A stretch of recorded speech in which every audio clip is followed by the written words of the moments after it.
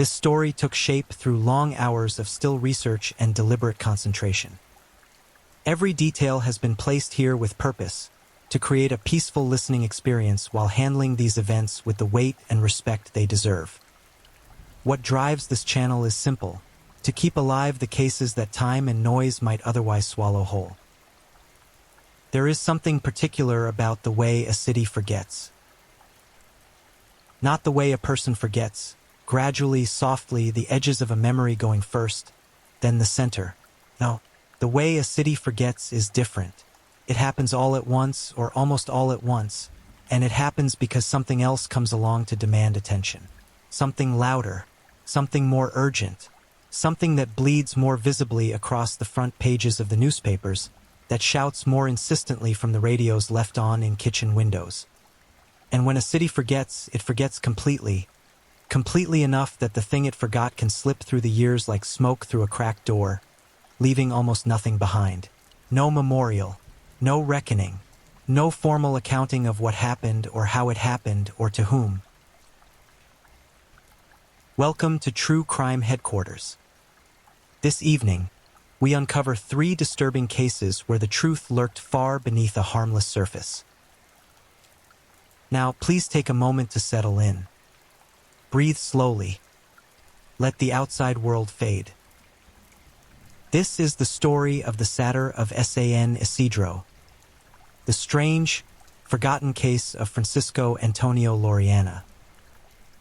Now let's begin.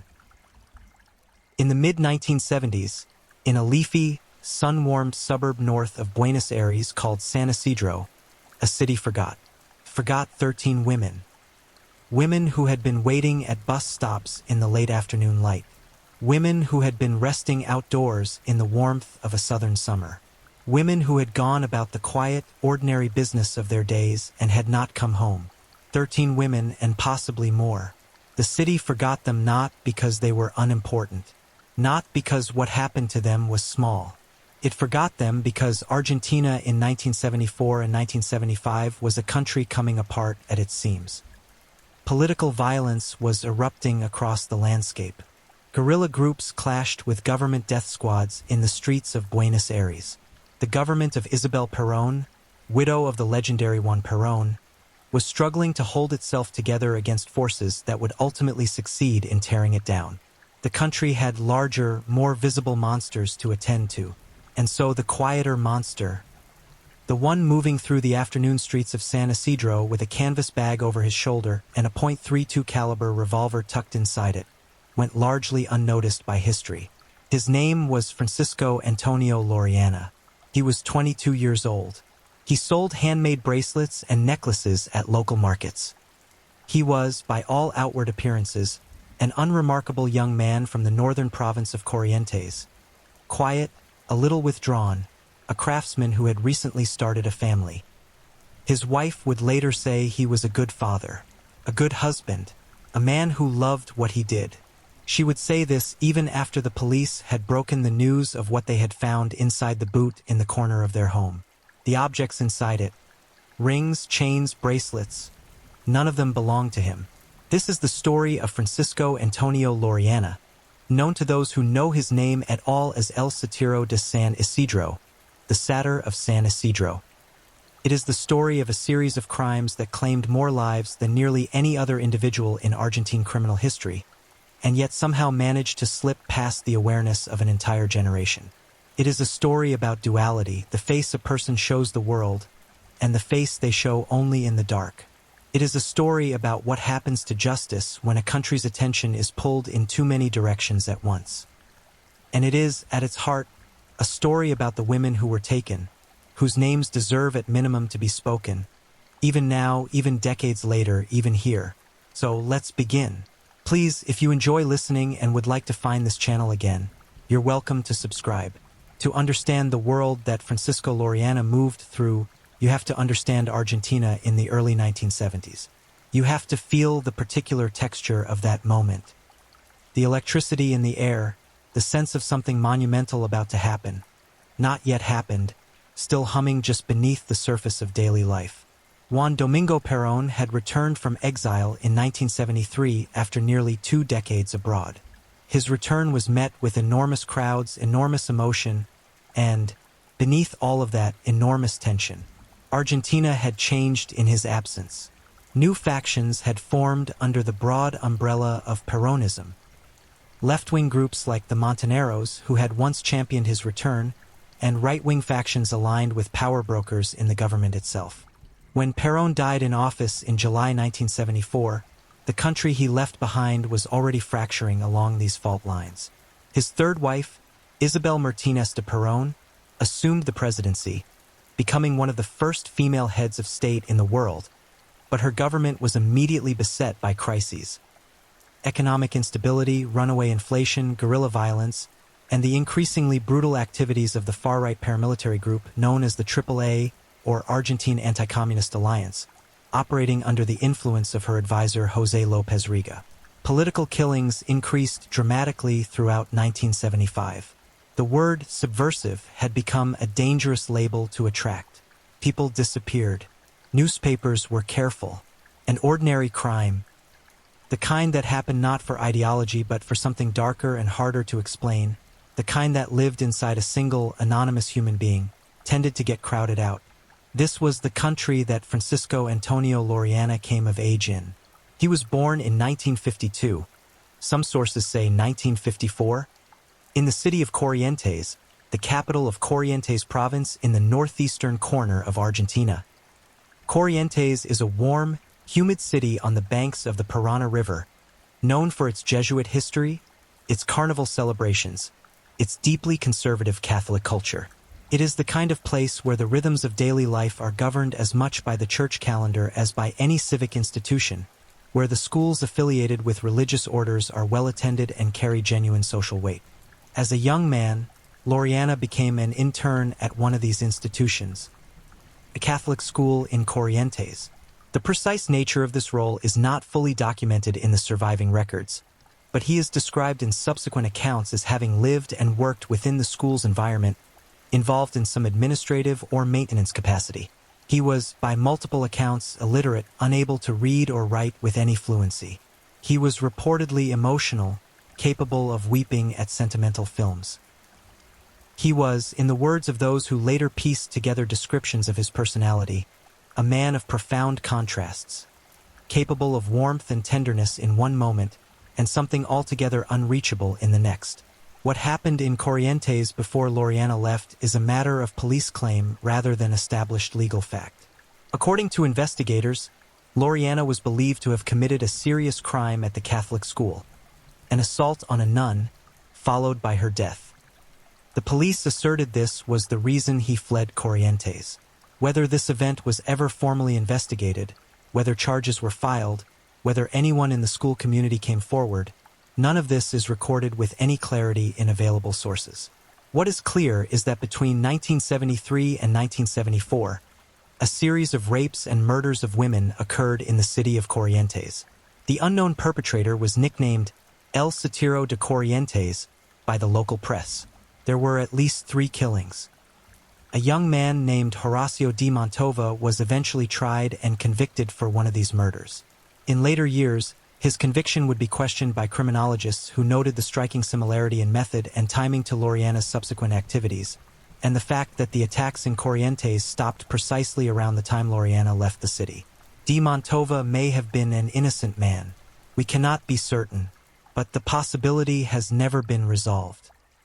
In July of 1974, Francisco Lorellana arrived in San Isidro.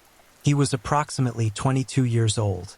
He was approximately 1.70 meters tall, a compact, agile build, small hands, the kind of face that blended easily into a crowd. He spoke with a northern Argentine accent that may have distinguished him slightly in the Buenos Aires suburbs, but not enough to draw sustained attention. He found work as a craftsman, making and selling handmade hoops, bracelets, and necklaces at local markets and fairs. He settled into a domestic arrangement with a woman, described in some accounts as his wife and her children. To all appearances, he was a humble artisan, a quiet family man, trying to build something modest and functional in the city. San Isidro in 1974 was and remains one of Greater Buenos Aires' more prosperous northern suburbs. Situated along the Rio de la Plata, it had tree-lined avenues, pleasant residential neighborhoods, parks, plazas, and the kind of lived-in, medium-density urban character where people moved freely on foot, by bus, without particular fear. Women waited alone at bus stops in the late afternoons. Children played outside. Life, for most residents, retained a quality of easy, unhurried normalcy even as the political temperature of the broader country rose. It is worth noting that San Isidro already had its own dark legend by the time Loriana arrived. In 1972, a series of murders had taken place in the area, at least 5 women raped and strangled, all of them blonde, the crimes carrying a particularly disturbing forensic signature that led the press to name the perpetrator El Cannibal de San Isidro, the Cannibal of San Isidro.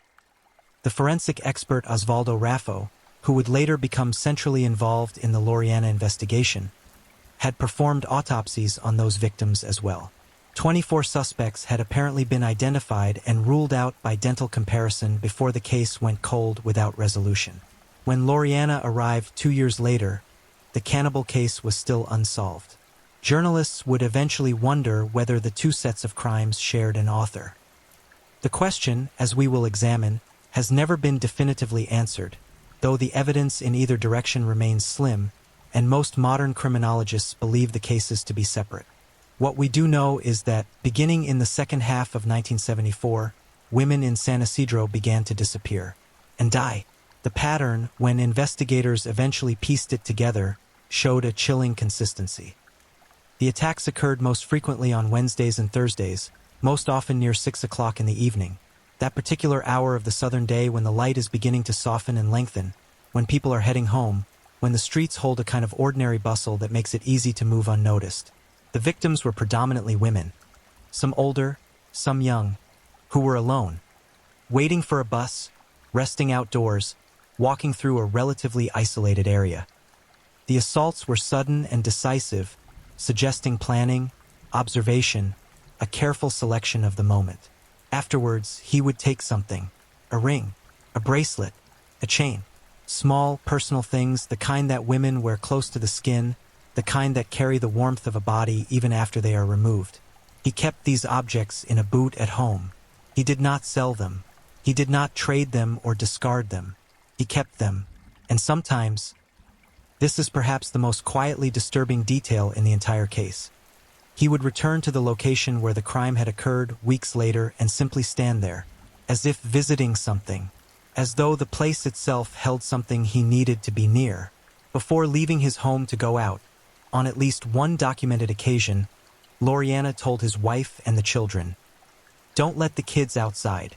There are too many degenerates in the streets." He said this before going out into those same streets.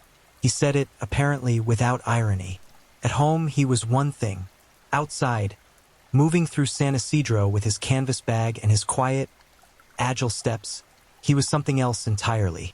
And for 6 months, 6 months in which Argentina was busy tearing itself apart over politics and power and ideology, almost no one connected the scattered disappearances of women in the northern suburbs into a single, coherent, devastating picture.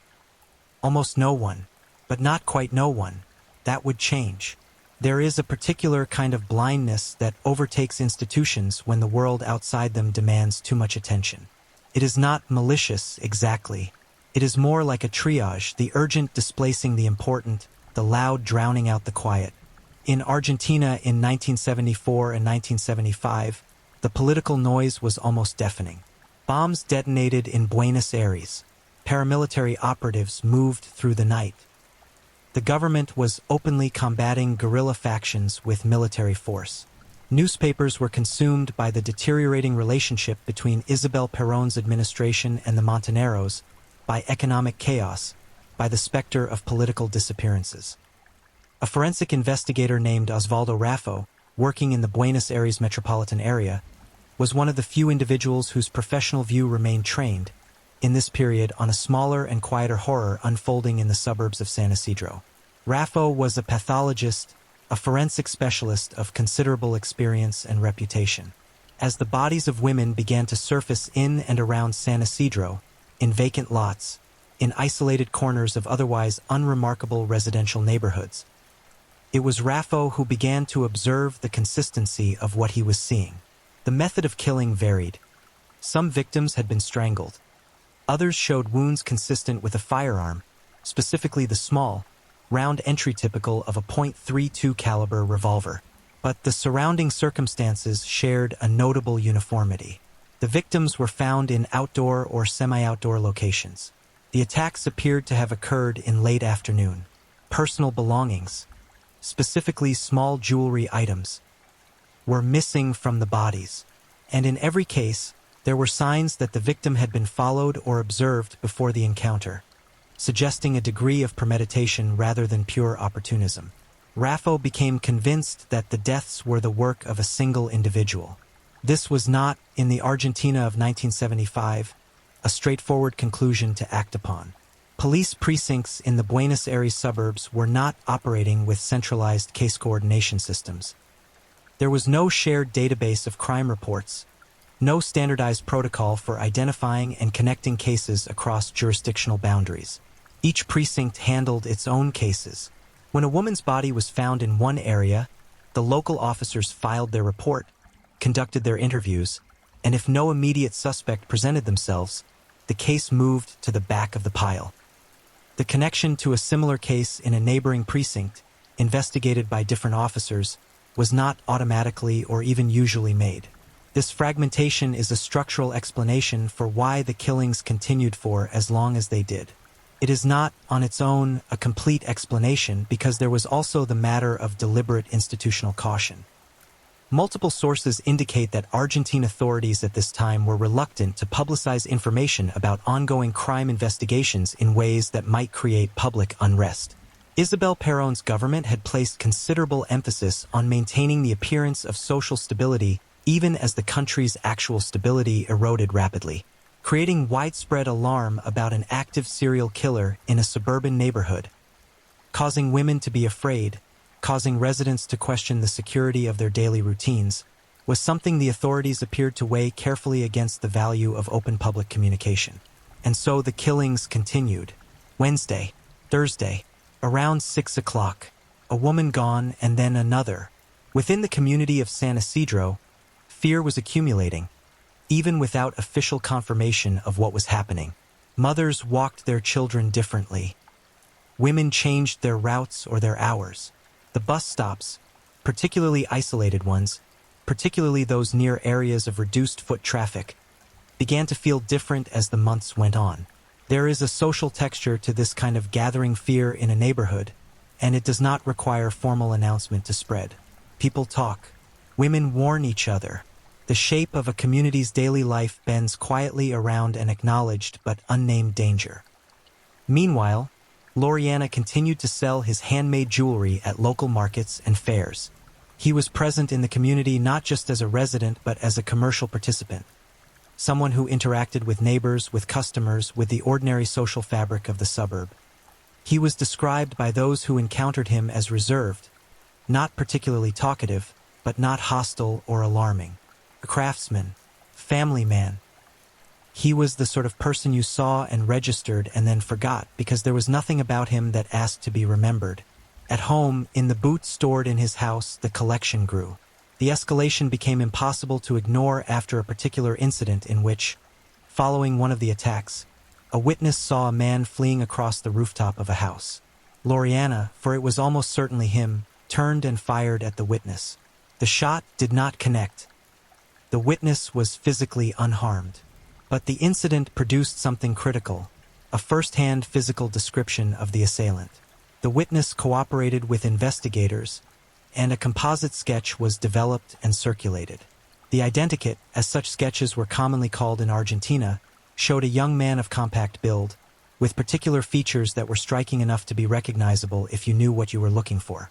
The identikit was posted in shop windows, on lampposts, on refrigerators in the kitchens of families who had heard enough to be watchful, even if they had not been officially told everything.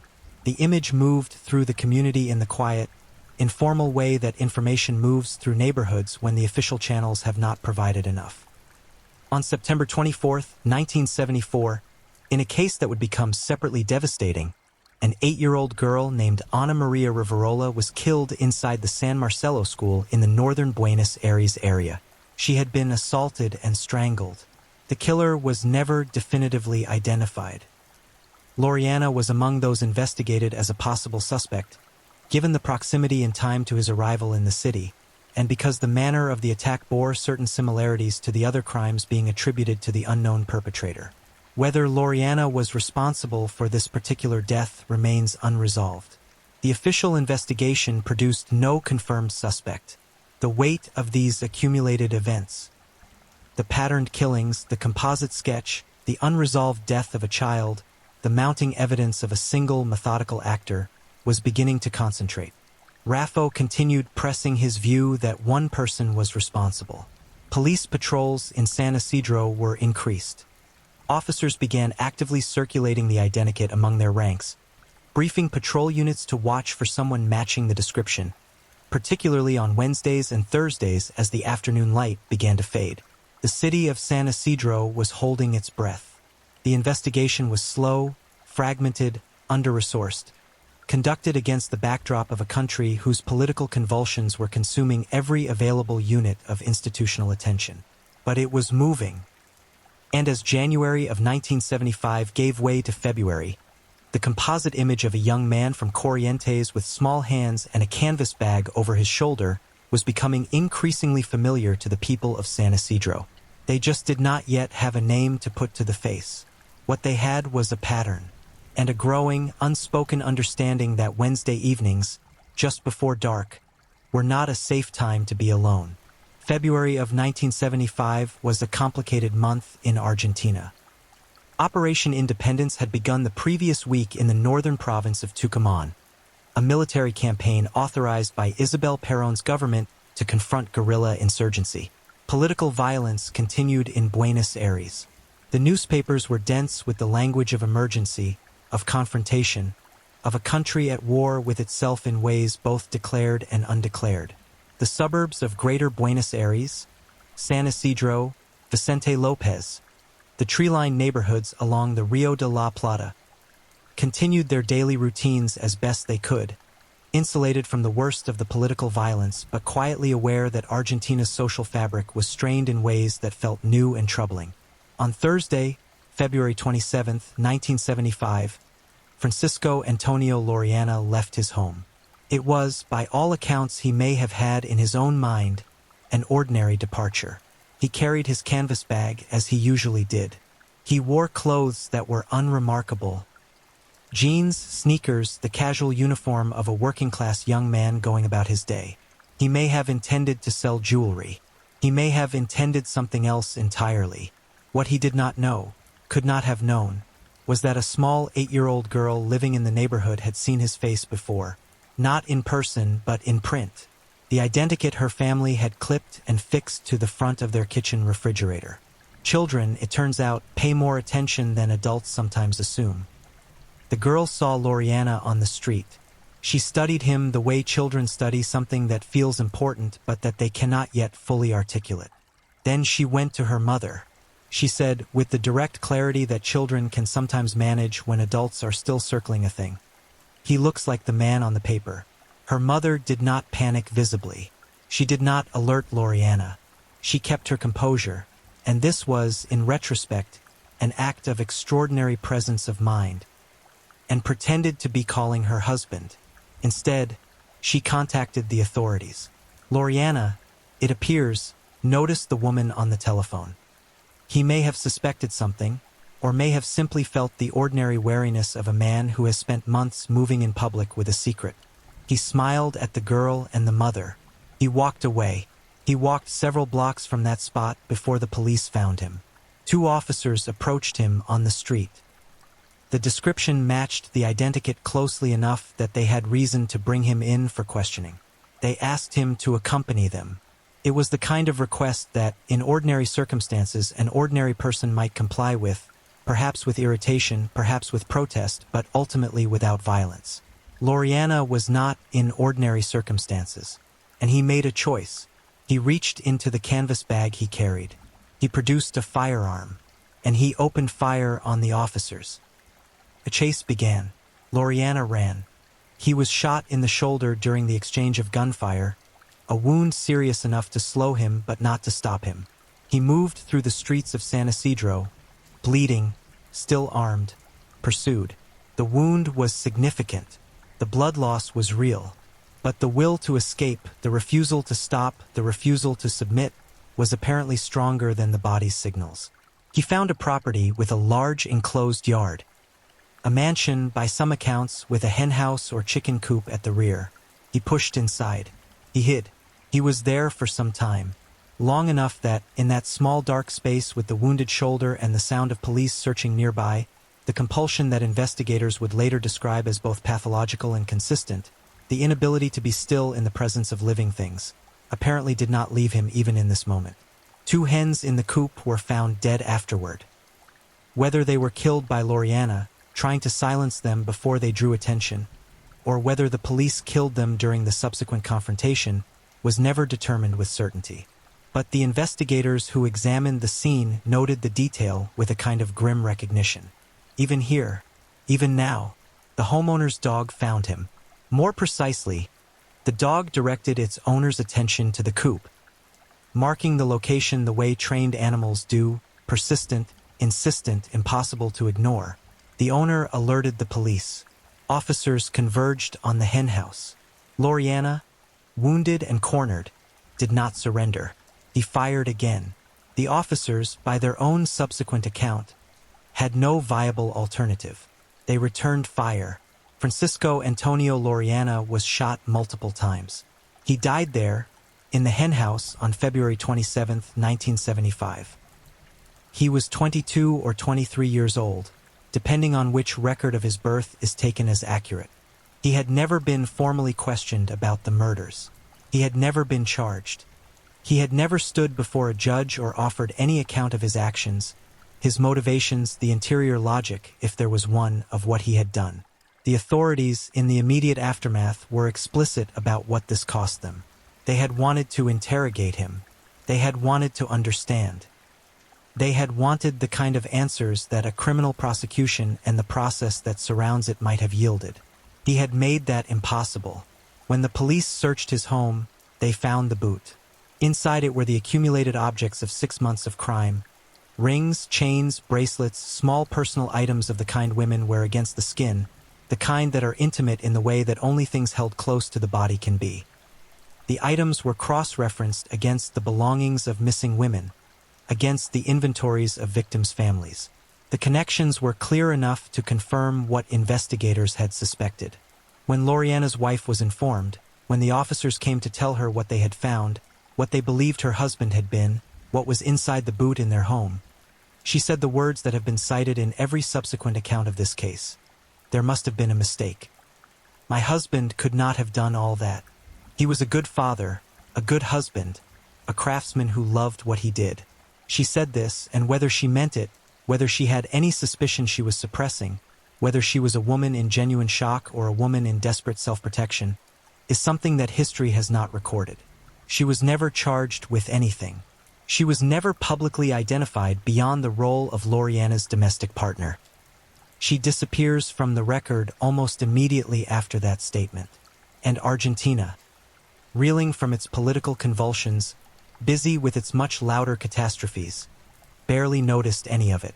The case was, for all practical purposes, closed the same day it became public.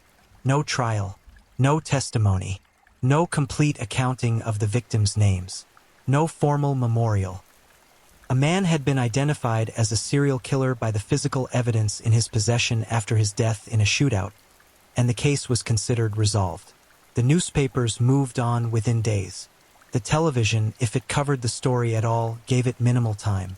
13 women, possibly more, and then, almost immediately, silence. In the years that followed, the case of Francisco Antonio Loriana did not become a landmark moment in Argentine criminal history. It did not become the subject of major retrospectives or televised specials, did not generate the kind of sustained public reckoning that cases of comparable scale produced in other countries during the same decade. It was absorbed, instead, into the vast and turbulent history of Argentina's 1970s. A decade so dense with tragedy, so layered with violence of such different and competing kinds, that individual stories tended to get compressed beneath the weight of the larger narrative. 1 year after Loriana's death, on March 24, 1976, the military coup that had been building through the latter months of Isabel Perón's government came to pass. The junta that took power inaugurated what is now known as the Dirty War, a period of state-sponsored repression in which an estimated 22,000 to 30,000 people were disappeared, tortured, and killed. This catastrophe and the long, painful process of coming to terms with it that occupied Argentine society through the 1980s and beyond understandably became the defining lens through which Argentines viewed the violence of the 1970s. The serial killer in San Isidro, killed in a henhouse by police before anyone got to ask him why, barely registered as a footnote. The legal resolution, such as it was, rested entirely on the physical evidence recovered from Loriana's home after his death. There was no trial. There was no formal verdict of guilt issued by a court. There was, instead, a police determination, essentially an administrative closing of cases, based on the inference that the objects found in the boot matched items known to belong to victims whose cases had been open. Argentine justice, as several sources note, acknowledged at least 13 confirmed killings attributable to Loriana. The actual number may have been higher. Some investigators extended the possible count to 15, accounting for 2 survivors whose descriptions aligned precisely with known details of Loriana's methods and physical appearance. And there were the earlier, unresolved cases from Corrientes, the murders that stopped when Loriana left, which remained in an ambiguous legal category, the conviction of Horacio de Montova hanging over them like a question mark. The de Montova case is perhaps the most troubling legal thread left dangling in the aftermath of Loriana's death. De Montova had been tried and convicted for one of the murders that occurred in Corrientes between 1973 and 1974, murders attributed by nickname to El Sátiro de Corrientes, a phrase that some criminologists later recognized as a precursor label for what was becoming El Sátiro de San Isidro. The similarities in method were noted. The cessation of Corrientes' attacks following Loriana's departure for Buenos Aires was noted. But with Loriana dead and the political context overwhelmingly focused elsewhere, there was no institutional appetite for reopening a case, reconsidering a conviction, or pursuing the uncomfortable possibility that a man had been imprisoned for a crime committed by someone else. De Montova's conviction has not, to the knowledge of available records, been formally overturned. Whether he was innocent, whether the wrong man served time for Francisco Loriana's first murders, remains unresolved. The Cannibal of San Isidro question, the unsolved murders from 1972, which some press accounts at the time attributed to the same perpetrator as the 1974-75 killings, was also never formally resolved. Prior to Loriana's death, some journalists and investigators had theorized that the 2 series of crimes shared an author. After his death, investigators noted that Loriana's crimes showed no evidence of the mutilating behavior associated with the 1972 murders, a distinction specific enough and significant enough that most serious criminologists came to believe they were separate cases. The Cannibal of San Isidro was never identified. That case remains open, or more precisely, it remains in the category of cases that are so old and so lacking in surviving leads that the concept of open has become largely formal. The perpetrator, whoever he was never brought to justice.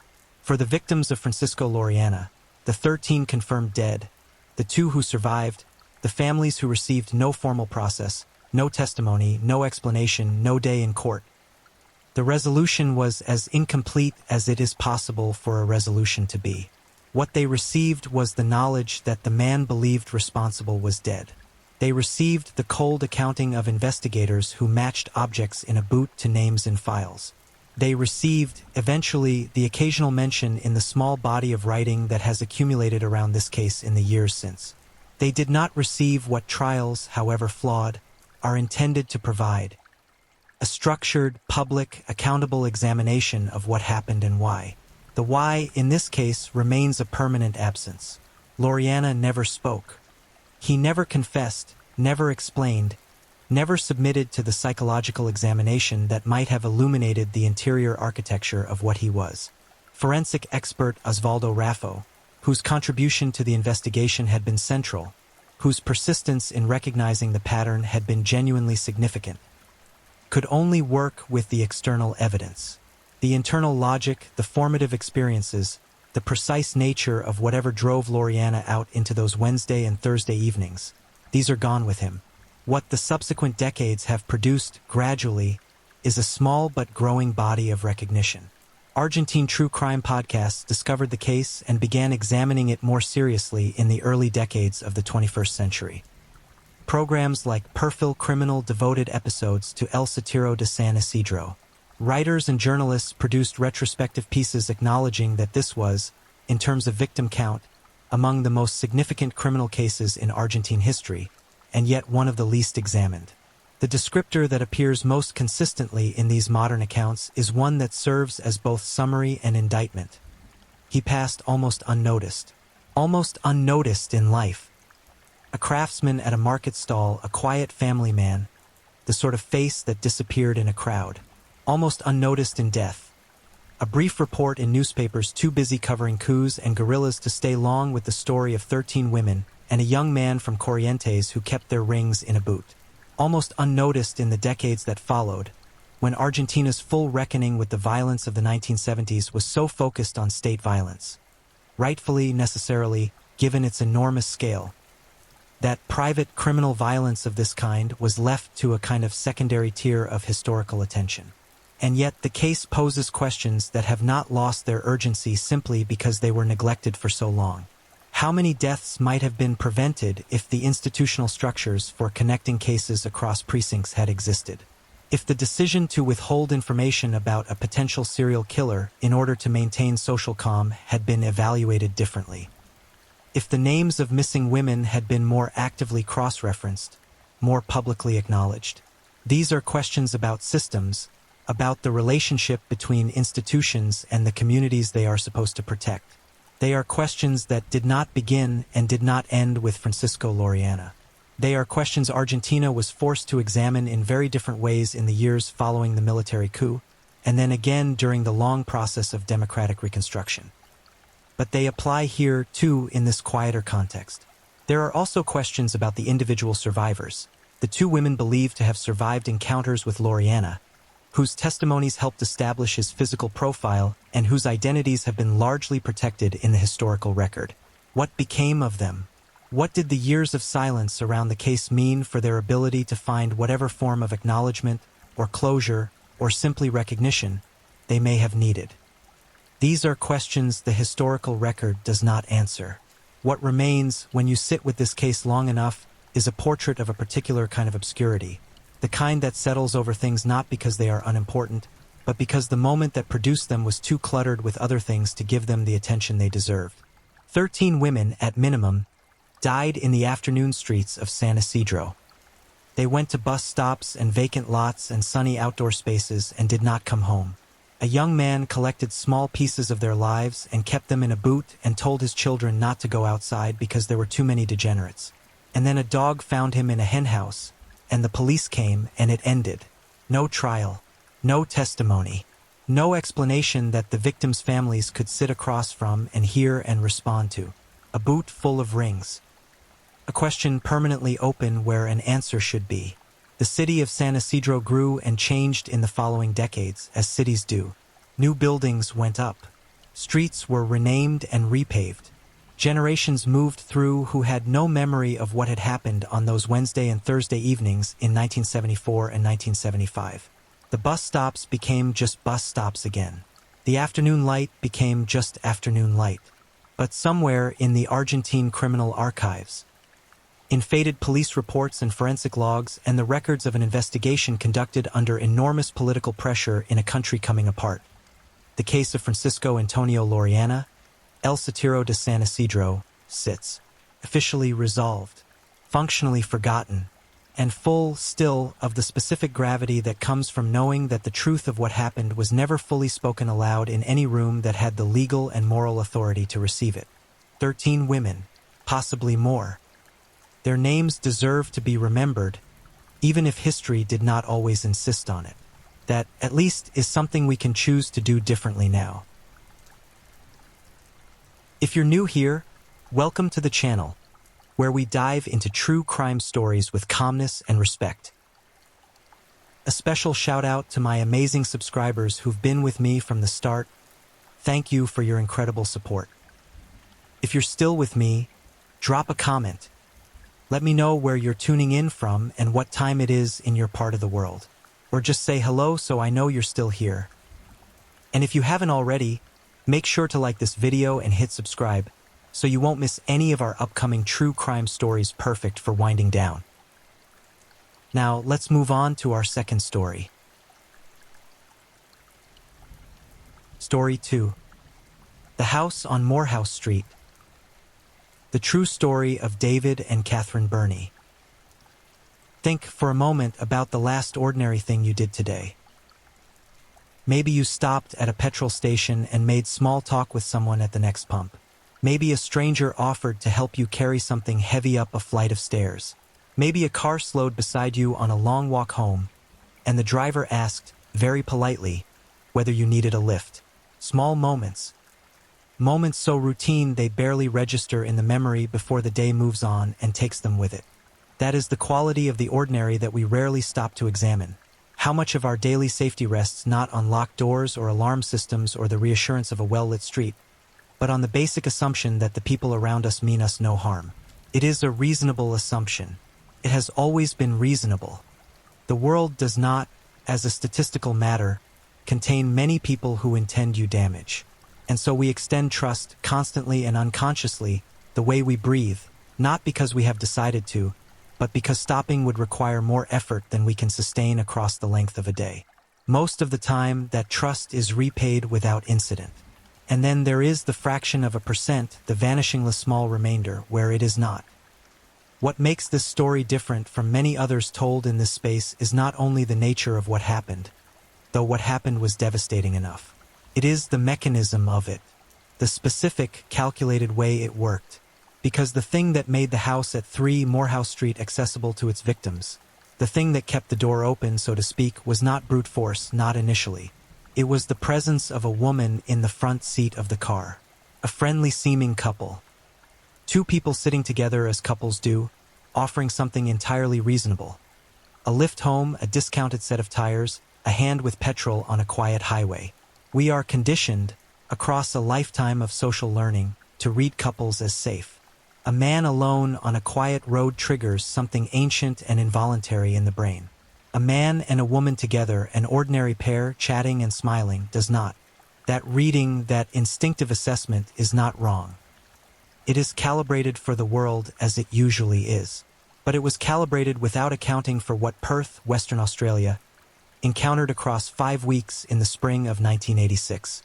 The couple's names were David and Catherine Burney. They lived in a small, white brick bungalow in a working-class suburb called Willagee, on a street called Morehouse, in a house that looked, from the outside, as houses tend to, like any other house on any other street in any other city. They drove an ordinary car. They kept ordinary hours, mostly. David went to work each morning at a car wrecker's yard. Catherine managed the house. Their neighbors later described them the way neighbors always describe people who turn out to be nothing like they appeared. Quiet. Kept to themselves. Nothing unusual that you could point to, except that across 35 days in October and November of 1986, 4 women entered that house and did not leave. 4 ordinary women making ordinary decisions on ordinary days, who ended up in the wrong car at the wrong moment. And 1 extraordinary young woman, 17 years old, who entered that house and chose, with a clarity and a courage that still resists easy description, to get out. This documentary is the story of all 5 of them. It is the story of what David and Catherine Burney built together, and of what history, psychology, and loneliness contributed to building it. It is not a story about evil in the abstract. It is a story about 2 specific people, shaped by specific wounds, who found in each other something that amplified the worst of what they each carried, and who, together, chose a direction that neither might have arrived at alone. It is also, and this matters perhaps most of all, a story about what one teenager's calm mind and hidden drawings and memorized prescription label gave to investigators in a police station on the morning of November the 10th, 1986. Everything that follows is true. The names are real. The dates are confirmed. The locations exist on maps you could open right now. And all four women who died, Mary Nielsen, Susanna Candy, Nolene Patterson, and Denise Brown, are named here clearly and completely, because that is the very least they deserve. We begin in Perth. We begin in 1951. We begin, as these things so often do, long before anyone knew to be afraid. Perth, Western Australia in the 1950s was a city at the very edge of the known world, or at least the known Australian world. It sat alone on the far western coast of the continent, separated from the next major city by nearly 3,000 kilometers of desert and red-earthed scrubland. Adelaide, its nearest comparable neighbor, might as well have existed on another planet. Perth was isolated in a way that shaped its character. Self-reliant, insular, slow to change, deeply invested in the particular rhythms of its own community. It was also beautiful in the way that places with warm light and wide skies tend to be beautiful. The Swan River cut through it. The Indian Ocean bordered it to the west. The suburbs that fanned outward from the city center had a broad, unhurried quality. Long streets, low houses, gardens that sprawled under a sun that seemed to last longer here than it did elsewhere. To those who came from colder, grayer places, Perth looked like a reward for something. But cities are never only what they look like from the outside. And in the working-class suburbs that formed Perth's quieter outer ring, places like Wattle Grove, Willagee, and the neighborhoods that grew without ceremony on the southern fringes, life was harder and less gilded than the setting implied. These were communities built on manual labor, on modest wages, on the practical necessities of maintaining households that did not have a great deal of margin for error. People managed. People got on. And in the way of all such communities, they did not often trouble themselves with the internal lives of their neighbors, because everyone had enough internal life of their own to manage without borrowing anyone else's. It was in this world, this particular combination of geographical isolation, warm light, and quiet self-containment, that two children were born 3 months apart in the year 1951. They did not know each other yet. They would not meet for more than a decade.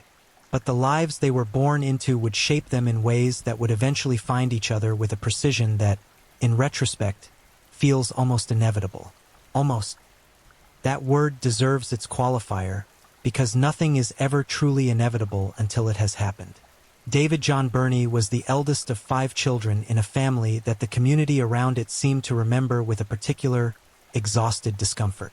School friends and church parishioners from the Wattle Grove Baptist Church later described the Burney household as deeply dysfunctional, a word that carries a different weight depending on who is using it, but which in this context covered a range of behaviors including persistent rumors of alcoholism, domestic neglect, and incest.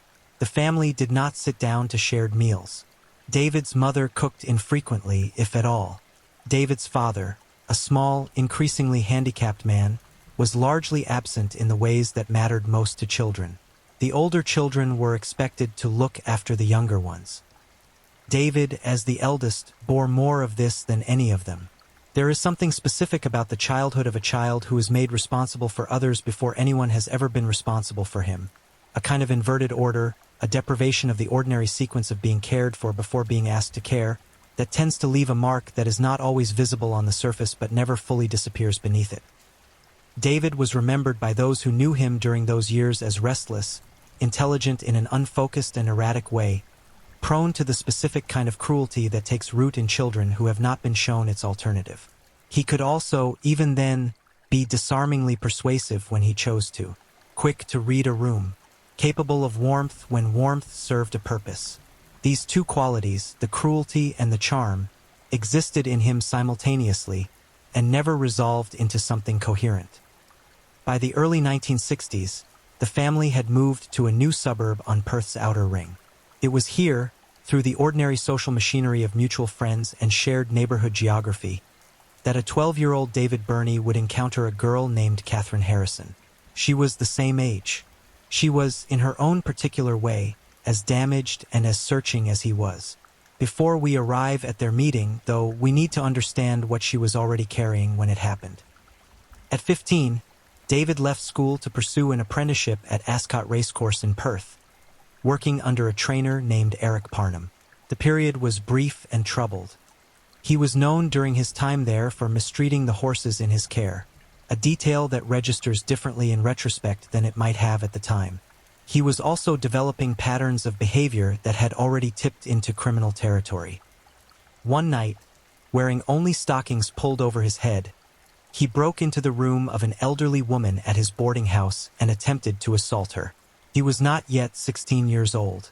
His criminal record accumulated from that point with a kind of grim consistency. Breaking and entering, assault, theft. He moved in and out of youth detention and later adult prison across his adolescence and into his early 20s.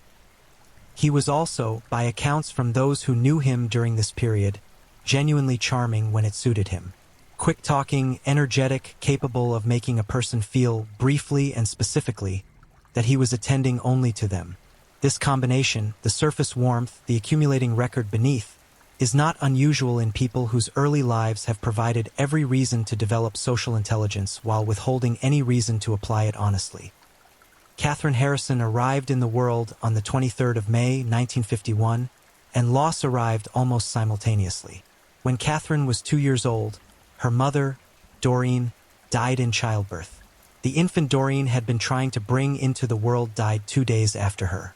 Her father, Harold Harrison, found himself suddenly alone with a toddler he did not know how to raise and had no framework for raising, and so he sent Catherine to live with her maternal grandparents.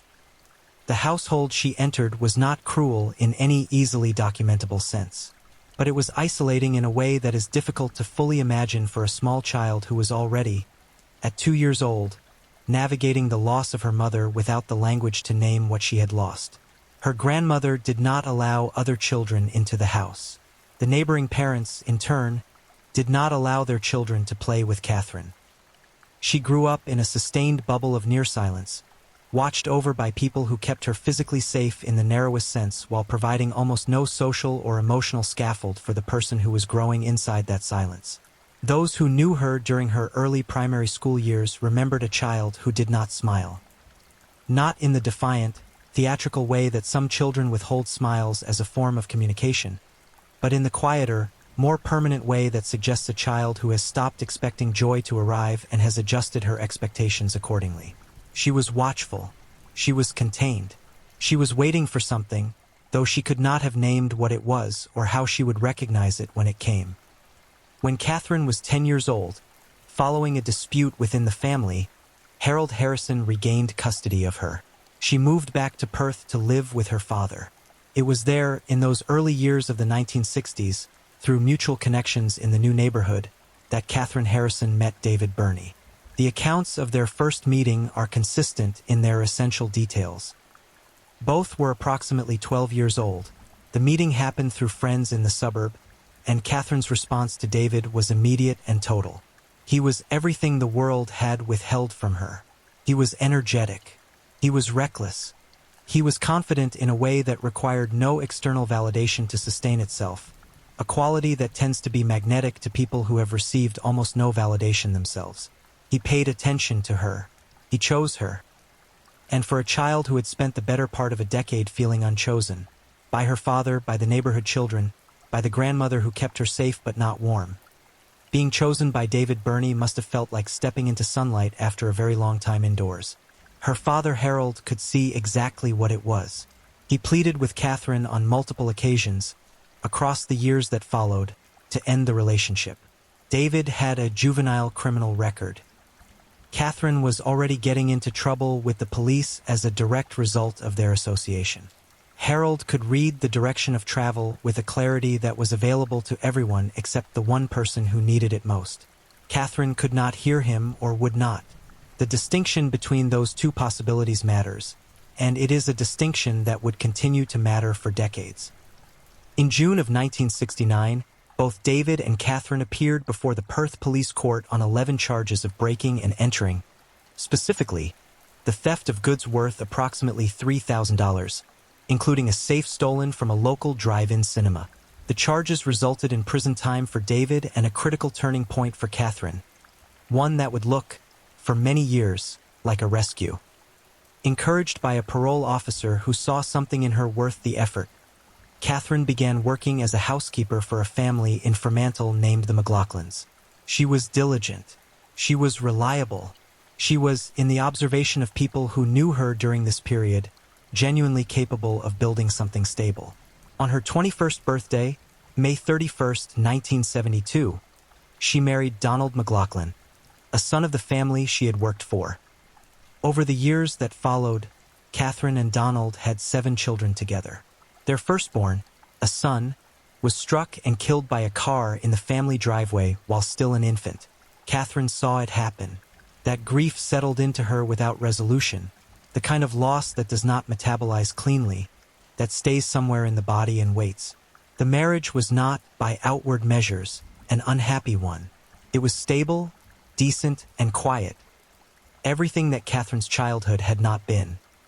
But it was, in some way she may not have been able to articulate, insufficient. David, for his part, married briefly in his early 20s and fathered a daughter named Tanya. The marriage did not survive his compulsions. He continued to offend, to be imprisoned, to work the semi-skilled manual labor that his record allowed and his temperament could tolerate. He did not stop being David Burney. He simply continued being David Burney in a world that had not yet encountered anything from him that it could not absorb. In 1985, Catherine left Donald McLaughlin. She left all 6 of her surviving children. She did not ease herself gradually out of the life she had built. She walked away from it entirely and moved in with David Burney, who was living and working in Willagee. She changed her surname by deed poll. She could not legally marry David. Neither had completed the formal dissolution of their previous marriages. But she became Catherine Burney in every way she chose to recognize, and settled with him into the small white bungalow at 3 Morehouse Street. David worked at a car wrecker's yard. Catherine managed the household. From the outside, it was entirely unremarkable. From the inside, something was being constructed. Investigators and psychologists examining the case in the years that followed found evidence that in the weeks immediately before October 1986, David had been actively researching methods of evading detection for serious crimes. He had, in September of that year, placed a personal advertisement in a local newspaper, what appeared to be a deliberate test, a dry run for luring a victim, that did not produce a result but that demonstrated something critical. By September 1986, this was no longer fantasy. Intention had hardened into planning. The world around them had no way of knowing this. The world around them saw a house with a neglected garden and a couple who kept to themselves. By the 6th of October 1986, 35 years of accumulated damage, longing, compulsion, and meticulous planning had arrived at a single point. And on that morning, a 22-year-old psychology student named Mary Nielsen decided to drive to Morehouse Street to pick up some car tires she had arranged to buy. October in Perth is the beginning of the warm season. The days stretch long into the evening. The air carries the kind of unhurried heat that makes people feel expansive, willing to linger outside, comfortable with the world. The city was going about its business in this mood. The usual commerce, the usual rhythms, the school runs and supermarket queues and pub evenings that constitute the texture of ordinary life in a place where nothing extraordinary is expected to happen. Nobody was frightened yet. Nobody had reason to be. Mary Frances Nielsen was 22 years old. She was studying psychology at the University of Western Australia and was nearing the completion of a degree she intended to use in community welfare work. She held a part-time job at a delicatessen. By the accounts of those who knew her, she was bright, warm, and engaged, the kind of person who was heading, without drama or difficulty, toward a useful and meaningful life. Several weeks before October 6th, she had visited the spare parts yard where David Burney worked, looking to buy discounted tires for her car. David had been helpful and personable, the version of himself he could deploy deliberately when it served a purpose. He offered her a good price and gave her his home address, suggesting she come by to collect the tires when she was ready.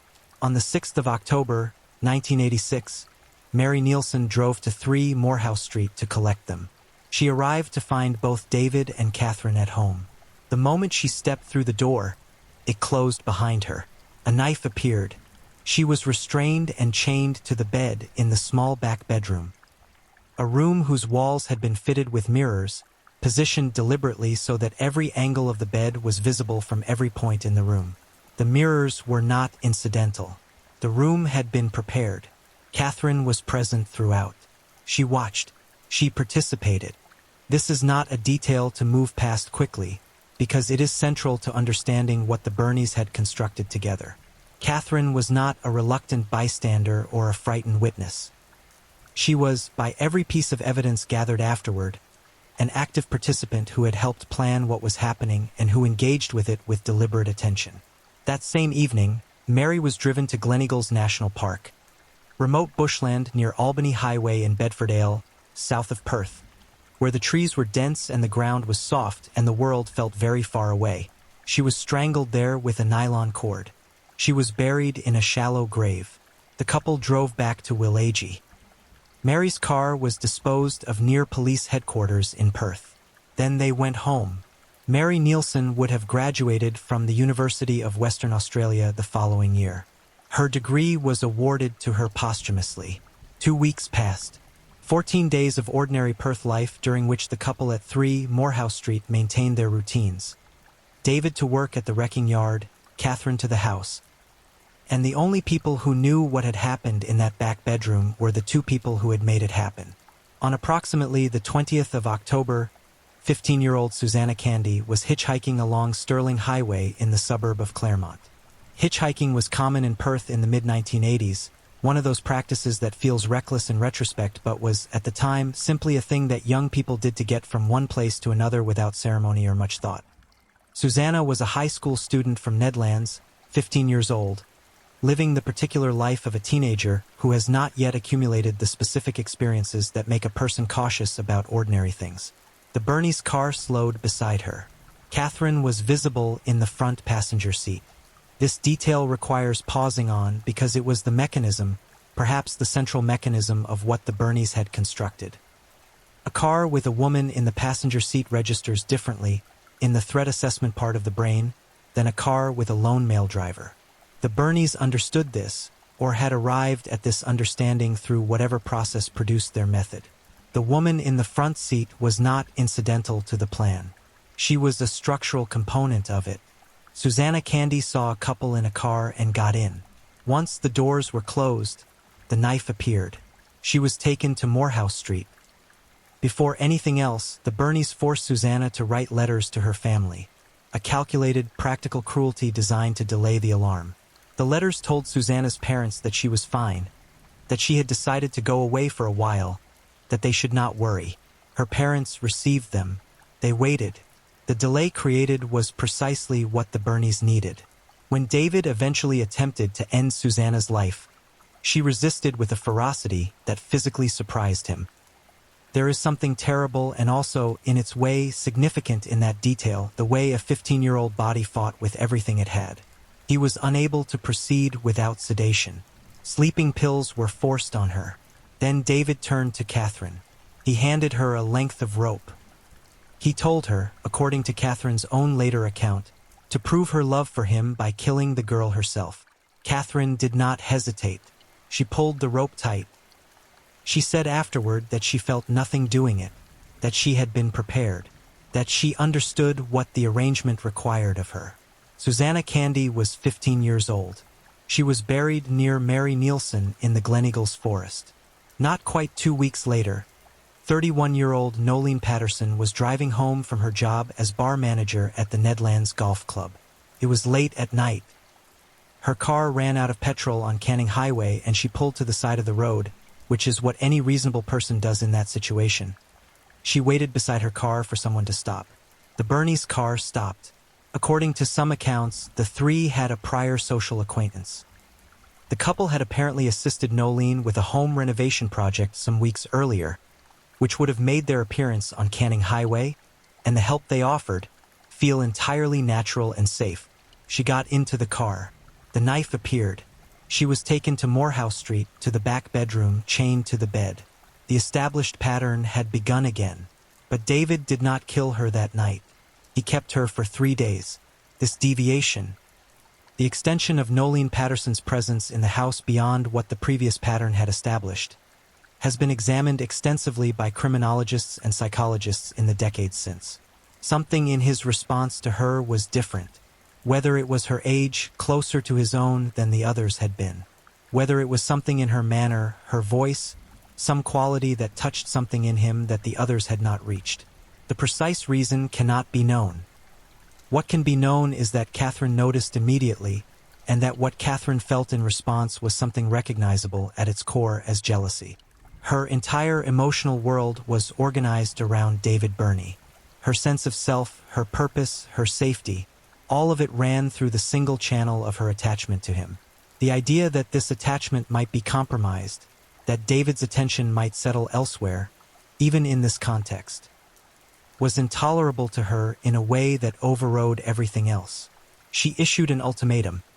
Either David would end Nolene Patterson's life, or Catherine would end her own. David chose.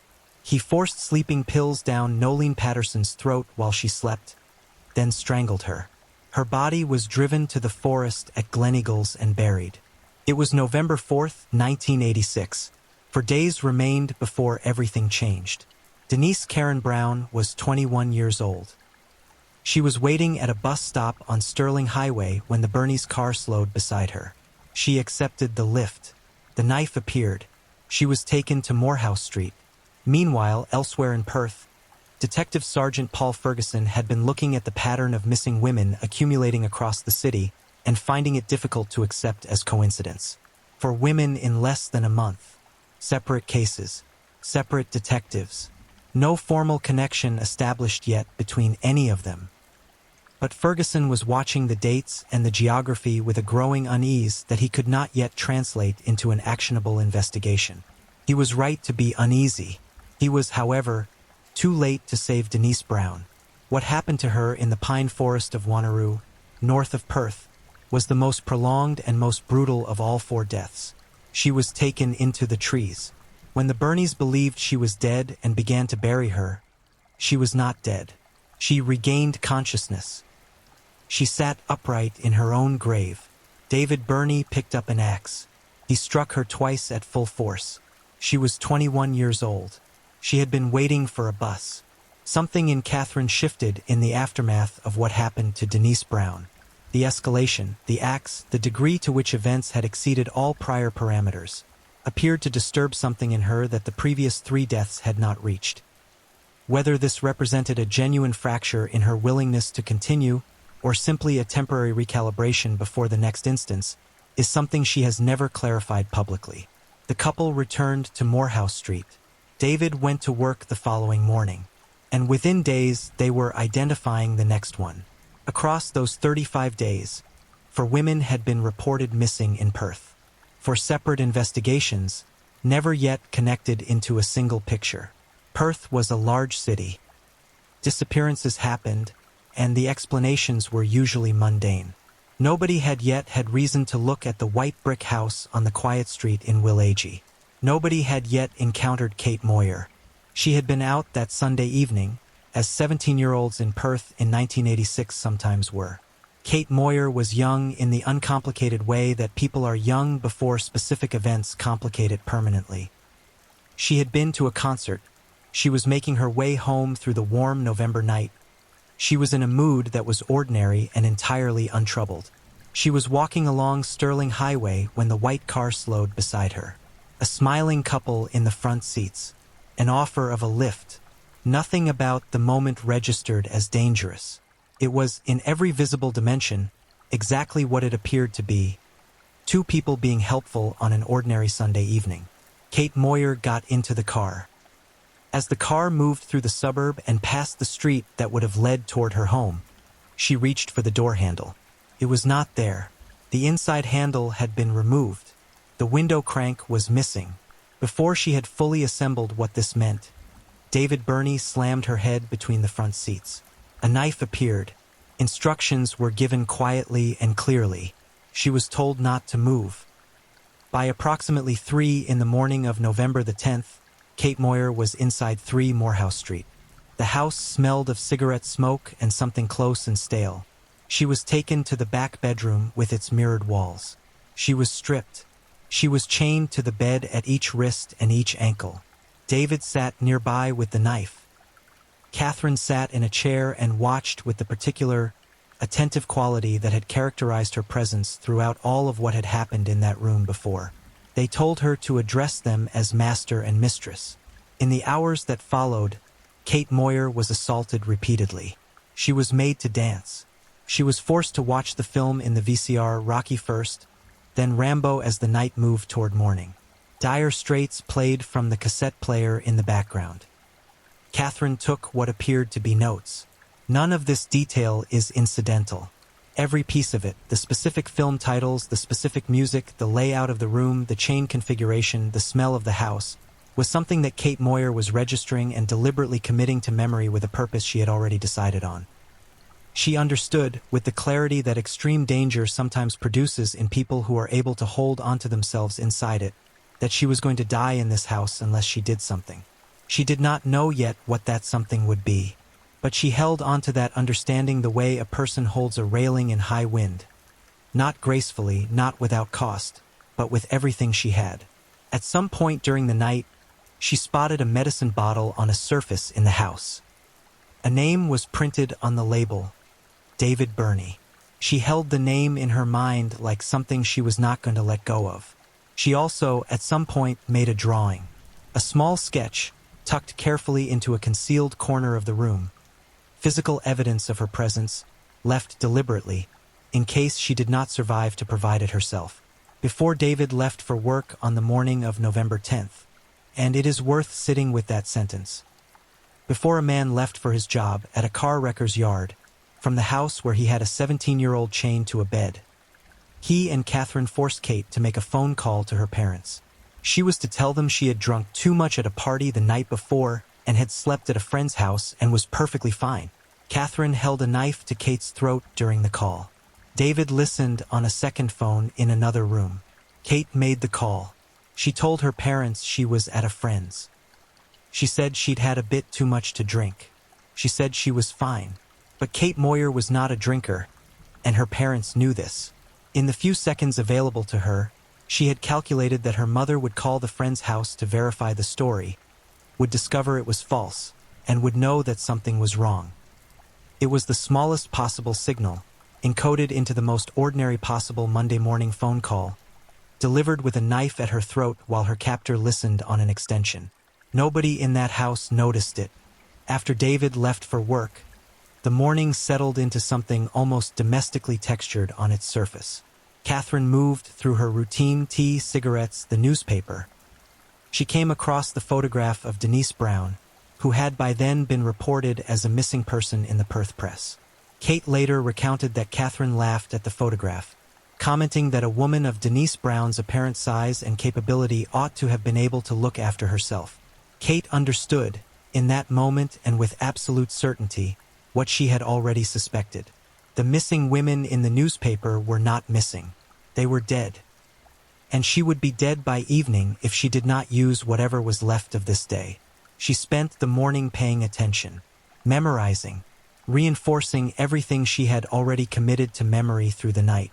The film in the VCR, the music, the name on the bottle, the layout of the chains, the room, the house.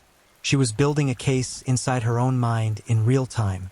A knock came at the front door. Someone arriving to conduct a transaction with Catherine. Catherine moved to answer it. And in the distraction of that movement, she forgot to rechain Kate to the bed. Kate waited. Then she moved to the window. The latch was stiff but not fixed. She applied pressure. She applied more. The latch gave. The window opened. She climbed through it and dropped to the ground on the other side, striking her head on the concrete hard enough to cause a concussion. She got up. She knocked on the door of the first house on Morehouse Street. No answer. The second house. No answer. She attempted to scale a fence and was attacked by the Bernese dog, which bit into her. She fought through it. She kept moving, barefoot, barely clothed, bleeding and concussed, toward the shopping center she could see in the middle distance. At a grocery store in the shopping center, a man saw a teenager who was clearly in distress and who was moving with the urgent, focused quality of someone whose body had decided that stopping was not an option under any circumstances. He called the police. Kate Moyer was taken to Palmyra Police Station. Constable Laura Hancock was 22 years old and had been on the job for exactly 1 week. She had never taken a formal statement from anyone. She was the only female officer on duty at Palmyra that Monday morning, which is almost certainly why she was assigned to the interview room where Kate was waiting. Before she went in, her senior colleagues told her the story sounded improbable. They suggested she might be dealing with someone who needed to be charged with filing a false report. Hancock went in anyway. What she found was not what she had been prepared for. Kate Moyer was not crying. She was not in shock in any visibly incapacitating sense. She was not focused on herself, on her injuries, on what she had been through. She was focused, with a precision that Hancock would later describe as the most immediately credible thing she had witnessed in 3 decades of police work, on a single task: making sure the person across the table understood exactly who had taken her, exactly where the house was, and exactly what she believed the couple inside it had done to the women whose photographs were in the Perth newspapers. She gave the film title Rocky. She gave the music Dire Straits. She described the chains, the mirrored walls, the specific layout of the room. She mentioned the drawing she had hidden, tucked under the mattress, as proof she had been there. She gave the name from the medicine bottle, David Burney.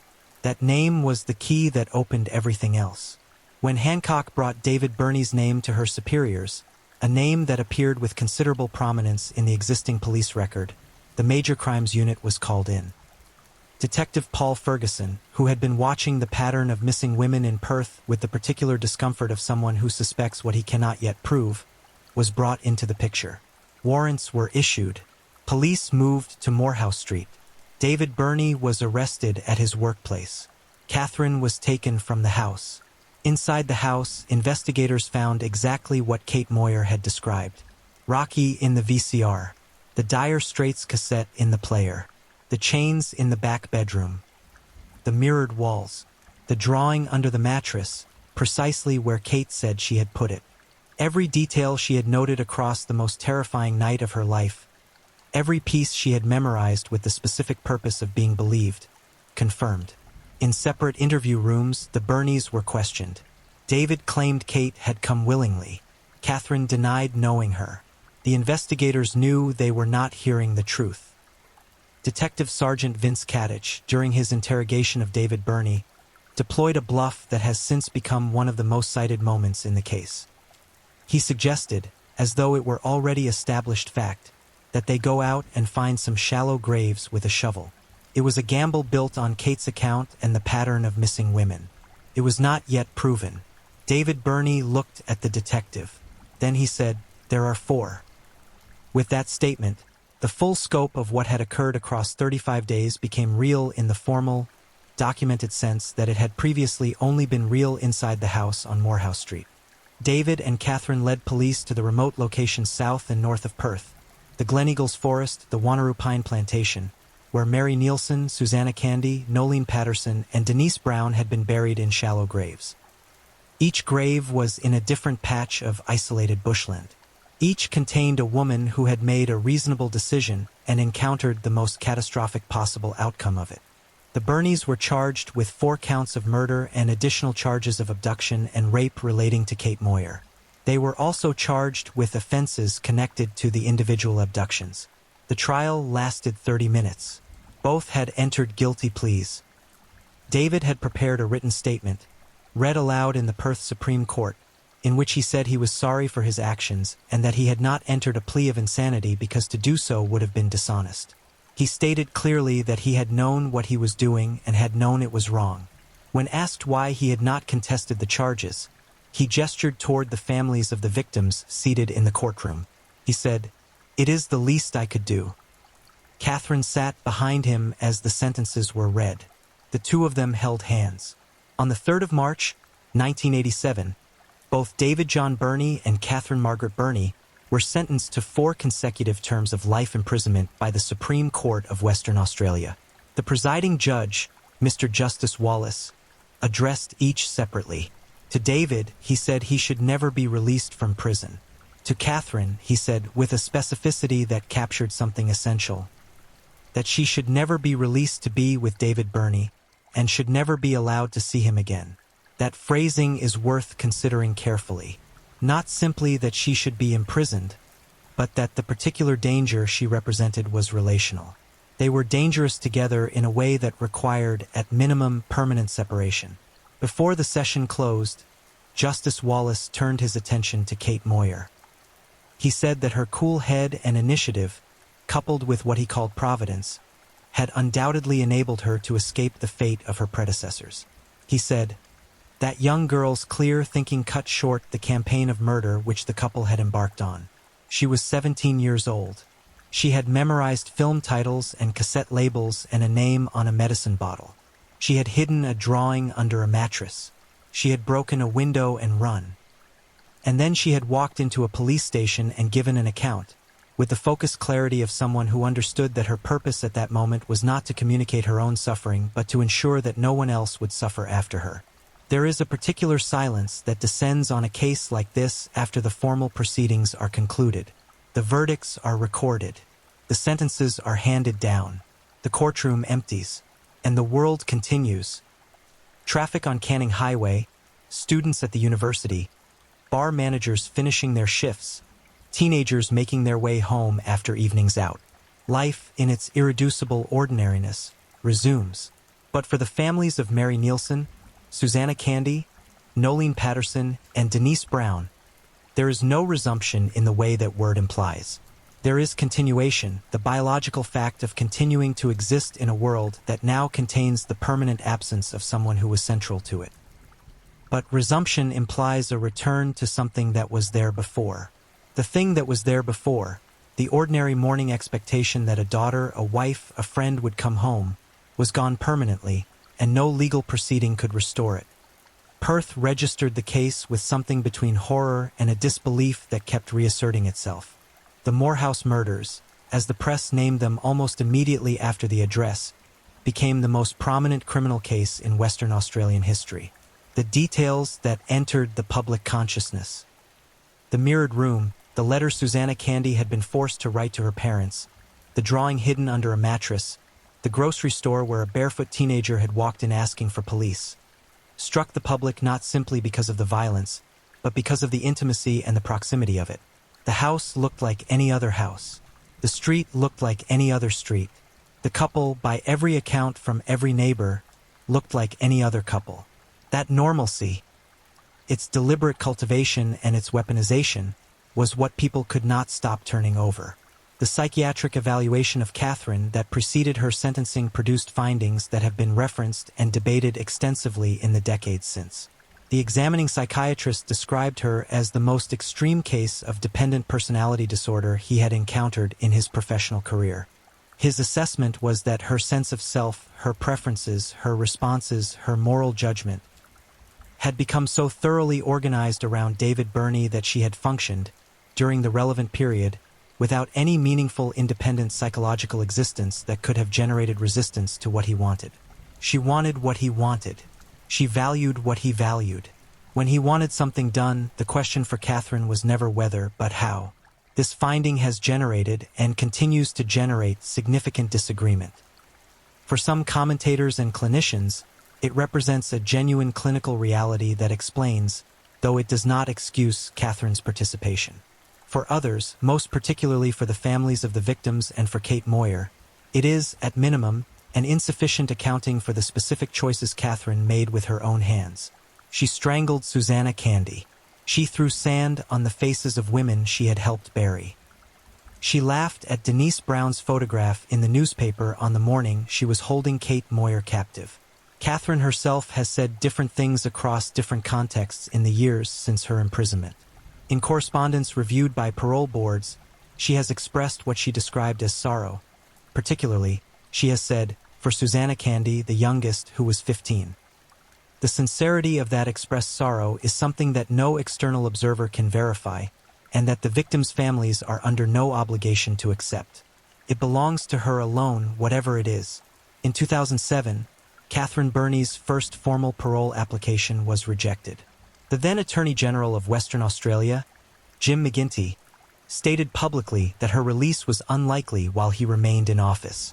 In March 2009, his successor, Christian Porter, moved further.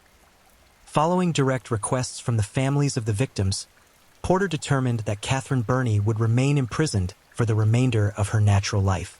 Her case papers were marked with a designation applied at that point to only 3 women in Australian criminal history, never to be released. She became the 3rd woman in Australian history, after Catherine Knight and Patricia Byers, to receive that formal designation. Her appeal of the decision was rejected in March 2010. Her 4th bid for parole was declined in 2016. As of the time of this documentary, Catherine Burney remains at Bandyup Women's Prison in Northern Perth, where she has worked for many years as a prison librarian. She has, according to all available accounts, never personally applied for parole. The reviews were procedurally mandated rather than initiated by her. Whether that reflects a form of acceptance, a strategic calculation, or something she has simply never made legible to anyone outside herself, is not publicly known. David Burney's incarceration was marked by violence, psychological deterioration, and the continuation of sexual compulsions that had defined him throughout his life. He was attacked by other prisoners with sufficient severity to require hospitalization. He accumulated a substantial collection of pornography on a personal computer, which was confiscated by prison authorities, a confiscation that, according to subsequent inquest findings, contributed significantly to a deterioration in his mental state. In the years of his imprisonment, David and Catherine exchanged more than 2,600 letters. They were never permitted direct contact. He was held at Casuarina Prison. She was at Bandyup. The geographical separation was real. Whatever interior world they had built together across their decades of attachment continued to exist in the form of handwritten pages moving between institutions. On the morning of October 7, 2005, prison officers conducting an early morning cell check found David Burney dead. He had hanged himself from an air vent using a length of cord. He was 54 years old. A subsequent inquest identified several contributing factors. The failure to provide him with prescribed antidepressants in the preceding period, the confiscation of his computer, and the stress of an ongoing investigation into an alleged assault of another prisoner. A former prison officer, asked about David Burney by a journalist some years after his death, described him as a model prisoner who had cared for injured animals in the prison yard, who kept his cell orderly, who did not create administrative problems. This is not a rehabilitation of his record. It is simply the kind of detail that refuses to collapse neatly into a single legible story, and that the human tendency toward coherence finds genuinely uncomfortable. Catherine Burney was not permitted to attend his funeral. Kate Moyer has not claimed to be unchanged by the night of November the 9th and 10th, 1986. She has spoken publicly at various points across the decades since about the ways in which her body and her mind carried forward what they had been through, the nightmares, the vigilance, the long process of building a life in which that night was a chapter rather than the entire story. She has done this without performing suffering and without minimizing it. She wrote a memoir. She has engaged with the case in interviews and in advocacy. And she has been consistent across all of it on one point in particular: Catherine Burney should never be released from prison. In 2016, Kate launched a formal public campaign directed at the Western Australian government, calling for changes to legislation that automatically brought long-term prisoners before parole boards on a regular cycle. Under the existing law, Catherine Burney's case would continue to be reviewed whether she applied for parole or not. Kate's position was that the procedural mechanism was inadequate, that the community's safety and the dignity of the victims' families deserved more than a scheduled bureaucratic review conducted at regular intervals regardless of any application by the prisoner herself. The campaign drew substantial public attention and led to formal legislative examination. In 2017, Kate Moyer reunited publicly with Constable Laura Hancock, the young officer who had taken her statement at Palmyra Police Station 31 years earlier. The two women described what they had shared that Monday morning in terms that were quiet and specific and unmistakably affectionate. Kate said of their brief collaboration, "It was just two young girls saving the world." Hancock, who had been told to charge Kate for a false report and had instead nagged her skeptical superiors until they listened, said that Kate had been the most credible person she had ever interviewed in a career spanning 3 decades. Not because she was performing credibility, but because she was not performing anything at all.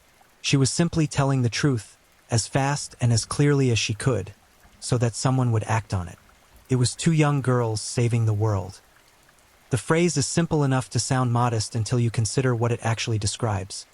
A 17-year-old who had spent the night chained to a bed in a house of planned murders, and a 22-year-old police officer in her first week on the job, who together, through clarity and stubbornness and the refusal to be stopped by institutional skepticism, ended what would otherwise almost certainly have continued.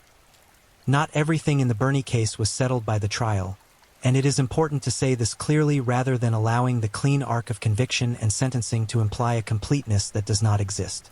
Cheryl Renwick was 33 years old when she vanished in Perth in May of 1986, 5 months before October the 6th, the date of the Bernie's first confirmed murder.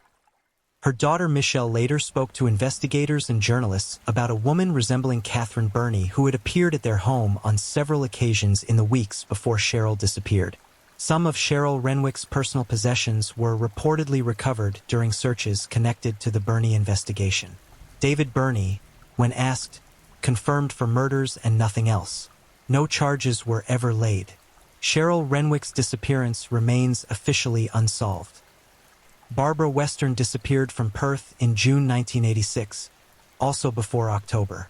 Her remains were eventually located under circumstances that investigators noted bore hallmarks consistent with the Burney's established method. No charges were ever laid in connection with her death either. The formal record answers for. The evidence around the edges of that record raises other questions. The families of Cheryl Renwick and Barbara Western have lived for decades in the particular limbo of cases that are almost answered but not quite. And the distinction between almost and entirely is not a small one when it is your family you are waiting to understand. In 2016, Australian writer and director Ben Young released a feature film called Hounds of Love. Young was careful not to directly dramatize the Burney case by name, but the parallels were widely noted and openly discussed. A couple, a captive young woman, the psychological dynamics between the three of them within a house that looked, from the outside, like any other house. The film won awards and was received as a serious work of psychological craft. It renewed public engagement with the Morehouse case in a way that subsequent podcasts, documentaries, and retrospective journalism built significantly upon. The house at 3 Morehouse Street stood for years after the trial. Neighbors described the way cars would slow in front of it. A grim kind of tourism, people drawn by the knowledge of what the address contained in its history. Eventually, the house was demolished. What occupies that lot now varies by source and the currency of available information. The address itself persists, searchable, mappable, permanent in the way that the internet makes things permanent, which is to say, indefinitely. There is a question that attaches itself to a case like this and does not let go, not fully, not with the passage of time. How does it happen? Not in the procedural sense of missed connections and separate investigations and the mechanism of the modified car door. In the deeper sense, how does a person arrive at a point where another human being's life becomes something they can end without internal resistance? How does a relationship, the most intimate unit of human social organization, the one we spend our lives seeking, become the structure through which the worst possible things are done to other people? The Burney case does not offer a clean answer. It offers fragments, a childhood organized around neglect, in which care was withheld and cruelty learned by example. A bond formed between two damaged children before either had developed any other significant attachment. So that when they reunited as adults, the attachment had the weight of everything they had each experienced in the years between, and the intensity of everything they had each been denied. A woman who had organized her sense of self so completely around another person that she had, by the time of the murders, almost no independent moral existence capable of generating the resistance that might have stopped things. A man who had been escalating across decades without ever encountering a consequence sufficient to interrupt the trajectory. These fragments are real. They are documented. They illuminate, partially and imperfectly, the conditions under which the worst of what people can do to one another becomes possible. But they do not add up to a complete explanation, because complete explanations for things like this do not exist in any form that fully satisfies. That gap, between what we can understand and what we wish we could understand, is one of the permanent features of cases like this one. It is uncomfortable. It is meant to be. What these fragments do not touch and should not touch is the lives of the 4 women who were lost. Mary Nielsen was 22 years old. She was a psychology student with 1 year remaining on a degree she had earned, heading toward a career in community welfare that the community would never receive. Susanna Candy was 15, a high school student from Netherlands who fought, with everything she physically had, for the life she had not yet had the chance to fully live. Nolene Patterson was 31, married, working a bar management job, driving home from a night shift when her car ran out of petrol on a quiet highway. Denise Brown was 21. She was waiting for a bus. Their lives were not defined by how they ended. They were defined by all the days that came before, by their families and their ambitions and their habits and the particular accumulation of preferences and relationships that constitutes a human life, by the things they were good at, by the people who loved them, by the futures they were heading toward on the days the white car slowed. Remembering them by name, clearly, fully, without euphemism or compression, is the minimum this case asks of anyone who engages with it. It is not enough, but it is where enough begins. Kate Moyer said, years after November 1986, that she had given herself a 200% chance of dying and a 5% chance of getting away. The math is not arithmetic. It is the description of a mind that had assessed the situation clearly and chosen the 5% anyway. She broke a window. She fought off a dog. She knocked on doors in a neighborhood that did not answer. She walked through a shopping center in the condition she was in and asked the first person who would pay attention to call the police. She sat in an interview room with a rookie constable and gave an account so precise, so deliberately structured, so entirely oriented toward what investigators needed rather than toward her own experience of what she had endured, that Constable Hancock would describe it 30 years later as unlike anything else in a long career. The judge called it a cool head. Laura Hancock called it 2 young girls saving the world. Criminologists have called it remarkable composure under extreme duress. What it was, at its core, was a 17-year-old who decided that if she was going to die anyway, she was going to try everything she could think of first. Who understood, while still in the house, that the details were going to matter. Who hid a drawing under a mattress in a house of planned murders, so that if the worst happened, someone would know she had been there. She had been there. The drawing was exactly where she said it would be. The police found it, and the name on the medicine bottle was real, and the film in the VCR was real, and every single piece of it was exactly as she had said. For women did not come home. One did, and in the space between those 2 facts, in the 36 hours that separate Mary Nielsen's arrival at Morehouse Street from the moment Kate Moyer climbed through a window and did not stop moving, lies everything this story has to tell about what human beings are capable of in both directions. If you're enjoying these stories, don't forget to leave a comment. I'd love to hear where you're tuning in from and what time it is in your part of the world. And if you haven't already, be sure to like this video and subscribe so you don't miss the next true crime story to help you drift off to sleep. Now, let's move on to our 3rd story. Story 3. The Frankston Killer. Paul Denier and the Winter That Changed Everything. There is something quietly unsettling about the word ordinary. It does not announce itself. It doesn't carry a warning or wear a visible mark. Ordinary is the man at the end of the hallway who nods when he passes you. It's the car that sits in the same parking lot every evening. It's the neighbor whose curtains move just slightly when you walk to your mailbox. But you think nothing of it because ordinary people do ordinary things. They watch through windows. They stand near fences. They exist on the same street as you and breathe the same cold winter air, and you never once feel afraid because they seem so completely unremarkably normal. In 1993, in a seaside suburb south of Melbourne, Australia, an entire community learned the hard way what lives inside the word ordinary. They learned it through grief, through police tape and evening news bulletins and phone calls that arrived after dark with terrible news. They learned it through the faces of 3 young women, 18, 22, and 17 years old, who left their homes on ordinary evenings and never returned. The man responsible had no criminal record that would have put his name on any watch list. He had a partner he lived with. He had neighbors who thought he was quiet, maybe a little strange, but quiet. He had a face that didn't linger in memory. He went to work, or tried to. He drove a yellow Toyota Corona. He ate at the dinner table. He slept in a bed. And between those ordinary hours, he watched and he planned, and he waited for a woman walking alone. His name was Paul Charles Denier. And what makes his story worth sitting with quietly, carefully, is not just the horror of what he did in those 7 weeks in the winter of 1993. It's everything that came before. The long, slow accumulation of a personality shaped by isolation and cruelty. The warning signs that were either missed or misread, and the chilling, almost administrative calm with which he later described ending 3 lives. It is a story about a community that was ripped apart, about investigators who worked through a kind of pressure most of us will never know, about 3 families who carry something permanent, and about the question that always follows a case like this, the question that doesn't have a comfortable answer. How does someone become this? This is not a story told to shock you. It is told carefully, with attention to the people who matter most.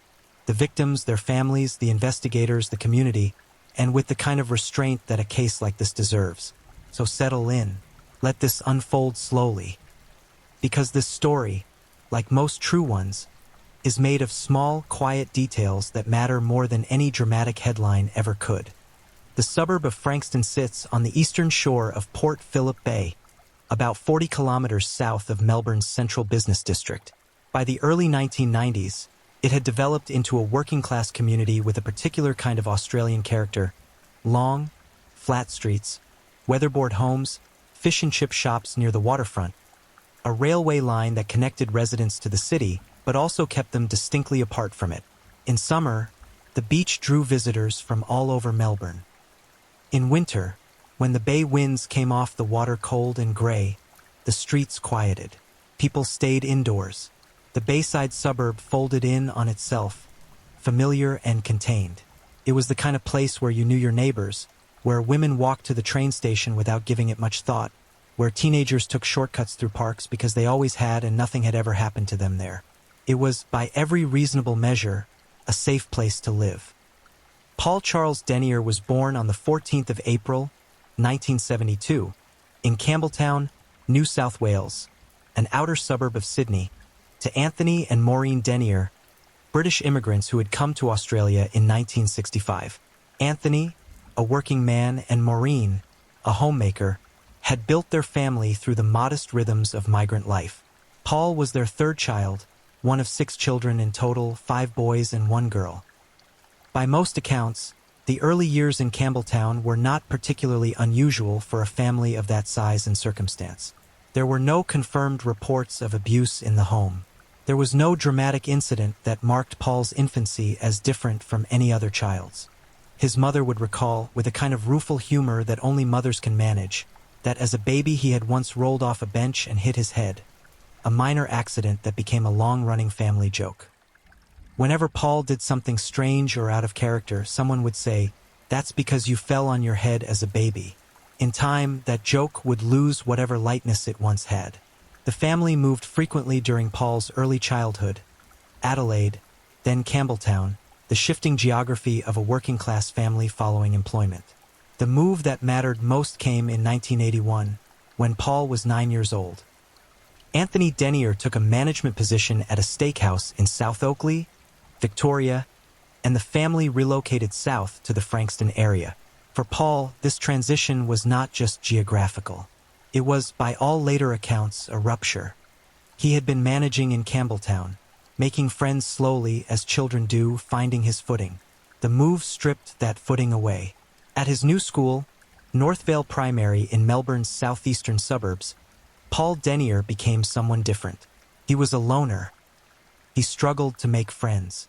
He had grown large for his age, noticeably taller and heavier than his peers, and the cruelty that children can be capable of found him immediately. He was bullied. Isolation, for some children, becomes a temporary chapter.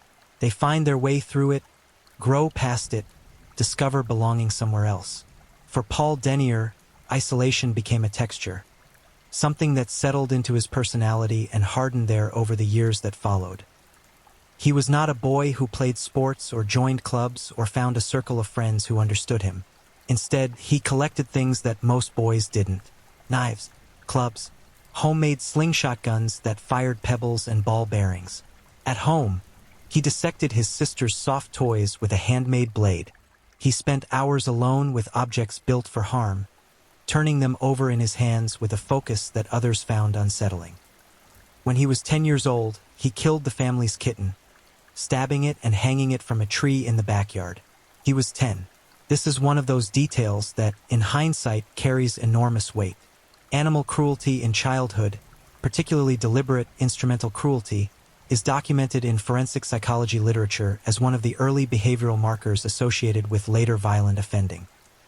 But in the early 1980s, in a working-class suburb of Melbourne, a child who hurt an animal was more likely to be disciplined and forgotten than assessed and monitored.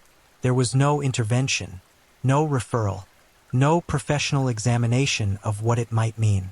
The incident passed, as incidents in families often do, absorbed into the daily noise of a household with 6 children and 2 parents doing their best.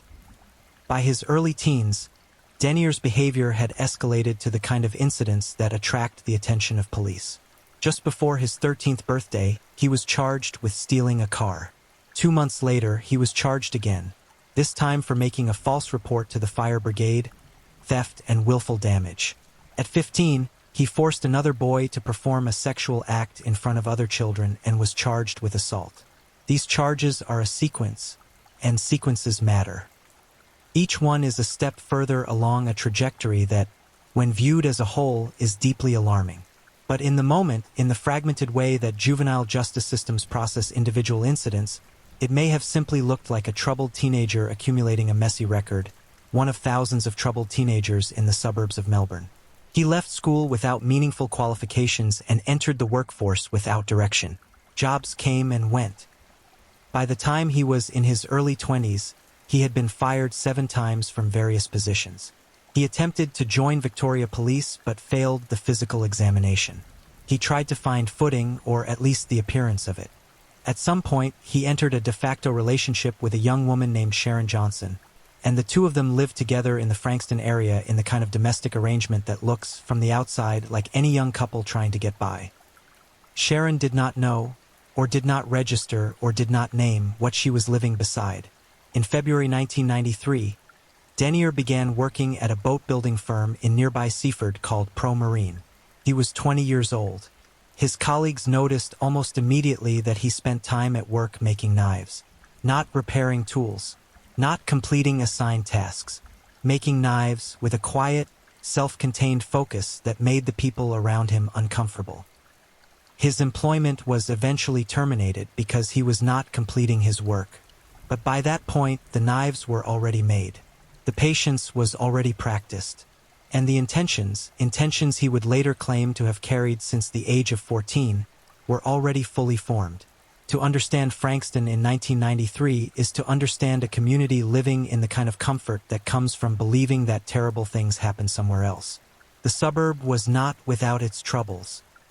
No working-class community of that size exists without them, but it was a place where women walked to bus stops in the evening, where young mothers drove to corner stores alone, where teenage girls took footpaths home through parks without the thought of danger occurring to them.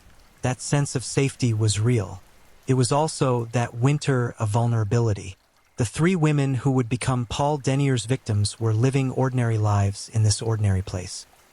Elizabeth Stevens was 18 years old, originally from Tasmania, who had come to Melbourne in January 1993 to study at TAFE Frankston and train for a career in the armed forces. She was living with her aunt and uncle in Langwarrin while she pursued her ambitions. Deborah Freem, known as Debbie, was 22 years old and had just become a mother. Her son was 12 days old in July 1993. 12 days. She was still in that tender, exhausted, extraordinary early stage of new parenthood. Natalie Russell was 17, a Year 12 student at Frankston High School, with the entire open geography of her life ahead of her. They were not connected to each other. They were not connected to Paul Denier by any prior relationship or encounter. They were simply women, walking, living, going about the business of their days, in the same suburb as a man who, by his own later admission, had been planning to kill since he was 14 years old. In the months before the murders, Denier had already begun to act. In February 1993, he broke into the nearby unit of a young woman named Donna Vanes. He ransacked the space, killed her cats, dissecting one and slitting the throats of 2 kittens, and left a message written in the animal's blood above the kitchen stove. The message read, "Donna, you're dead." He later admitted to police that had Vanes been home when he broke in, he would have killed her that night. She wasn't home. She had gone out with her boyfriend. She didn't know how close she had come. The cats were what greeted her when she returned. Donna Vanes survived because of timing, because her boyfriend needed to deliver pizzas that evening, because she decided to go with him. The difference between the living and the dead, in this case and in so many others, is not always about strength or awareness or caution. Sometimes it is simply about whether your boyfriend happened to be working that particular night. By the time June 1993 arrived, Frankston was still a suburb where women walked home from bus stops in the evening without looking over their shoulders. The winter was settling in. The evenings were arriving earlier. And Paul Denier, who drove a yellow Toyota Corona and lived with his girlfriend and had been fired from his latest job and carried an organized, patient hatred inside him like something he had cultivated for years, was watching the streets of his neighborhood with a terrible attention. The summer warmth was gone. The bay was dark. And something was about to begin. The evening of Friday, the 11th of June, 1993 was the kind of Melbourne winter evening that settles in without ceremony. Cold, dim, the last of the daylight retreating early behind flat gray cloud. Elizabeth Stevens, 18 years old, stepped off a bus on Cranbourne Road in Langwarrin at approximately 7 o'clock that evening. She had come from the city, perhaps from TAFE, perhaps from somewhere else. The details of her earlier movements that day are part of the ordinary texture of a life that had been entirely unremarkable until it wasn't. Cranbourne Road was the closest bus stop to the house where she lived with her aunt and uncle. She had made this walk before. It was not long. It was not through rough terrain. It was simply the short distance between a bus stop and a front door that should have taken minutes. She never arrived. Her family reported her missing to Frankston Police Station at 8 o'clock that night. Within hours, a police search found her body nearby, in Lloyd Park, dragged from the path into scrubland. She had been taken, held, and killed. The specific nature of her injuries have been detailed in court documents and other records, and this account will not dwell on them. What matters here is that a young woman of 18 who had traveled across Bass Strait from Tasmania to pursue an education and a career in the armed forces was dead before the winter had properly begun. She had been in Melbourne for 5 months.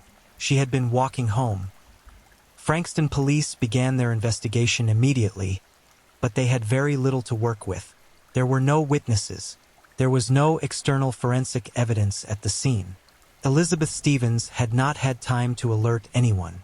The investigation opened carefully and quietly, the way investigations into isolated incidents often begin, with the assumption, or at least the hope, that this was a singular tragedy rather than the first point on a line. That hope lasted less than a month. On the 8th of July, 1993, a Thursday evening, Deborah Freem left her home near Cananook Station in Seaford at approximately 7 o'clock. Her son, 12 days old, was at home with a male friend. She was going to the shops for something small. Milk, reportedly, for an omelette. The kind of errand that takes 15 minutes. She left her car unlocked while she ran into the store. That unlocked door was the detail that Denier would later describe in his confession with a kind of cold, matter-of-fact efficiency. He saw the car. He saw she'd gone inside. He climbed into the back seat and waited. When Debbie Freem returned to her car with her small purchase and drove away from the shops, she did not yet know that she was not alone. Denier waited until she had driven some distance and then revealed himself, threatening her with what she would have no way of knowing was a replica firearm. He directed her driving. Witnesses on the road noticed the car traveling erratically, the high beam lights flashing. Distress signals from a woman who had no other way to call for help. No one intervened. The car eventually reached a remote road in the area. She was 22 years old. Her son was 12 days old at home. Her body was found the following day. She had fought. Like Elizabeth Stevens, she had not gone without resistance. And like Elizabeth Stevens, the resistance had not been enough. That same evening, the 8th of July, a 41-year-old woman named Rosha Toth was walking home from Seaford railway station. She noticed a man loitering near the toilet block of Seaford North Reserve as she passed, and shortly after passing him, she was attacked. She was dragged toward the unlit reserve. Denier held what appeared to be a firearm to her head, but Rosha Toth recognized, in the struggle, that it was not real. And in that moment, a fraction of a second of clarity, she fought back with everything she had. The struggle extended. She broke free. She ran to the road, stopped a passing car, and was helped back to her home, where police were called. Rosha Toth survived. She gave police a description. She was a witness, an account, a thread. But in the chaos of that terrible evening, with Debbie Freem missing and the machinery of a major search beginning to mobilize, the connection between the attack on Toth and the disappearance of Freem was not yet fully understood. The investigation was running on multiple tracks simultaneously, and the pressure on Frankston investigators was beginning to build. By the time Debbie Freem's body was found, the search had already involved scuba divers examining Cannanook Creek. The weather had been poor. Again, no external forensic evidence was recovered at the scene. The investigation had 2 murders, 2 young women weeks apart in the same general area, with no witnesses able to identify a suspect, no foreign DNA linking anyone to the crimes. But investigators knew. 2 was a pattern. 2 meant they were looking for someone specific. Someone who was still out there, still living in the suburb, still moving through the streets. The community began to feel it too. The knowledge that a killer was among them did not arrive as a single announcement, but as a slow, gathering dread. Women in Frankston and the surrounding suburbs changed their habits. They stopped walking alone after dark. They asked friends to walk them to their cars. Neighborhood watch groups formed with urgency. People called police to report things they might previously have overlooked. A strange car parked at odd hours. A man standing where a man had no obvious reason to stand.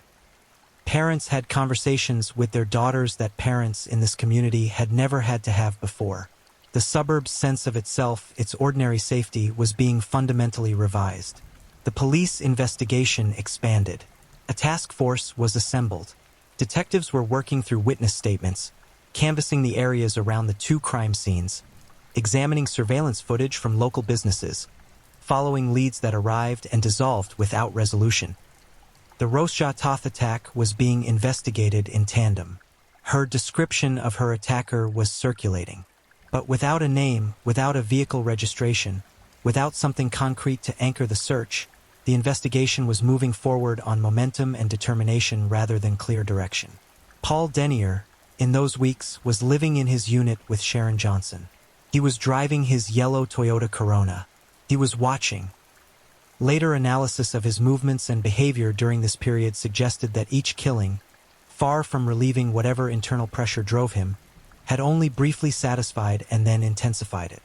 In his own words, recorded in a police confession that investigators described as unlike anything they had encountered, the satisfaction he felt after each murder dissipated quickly. The compulsion returned. And when it returned stronger.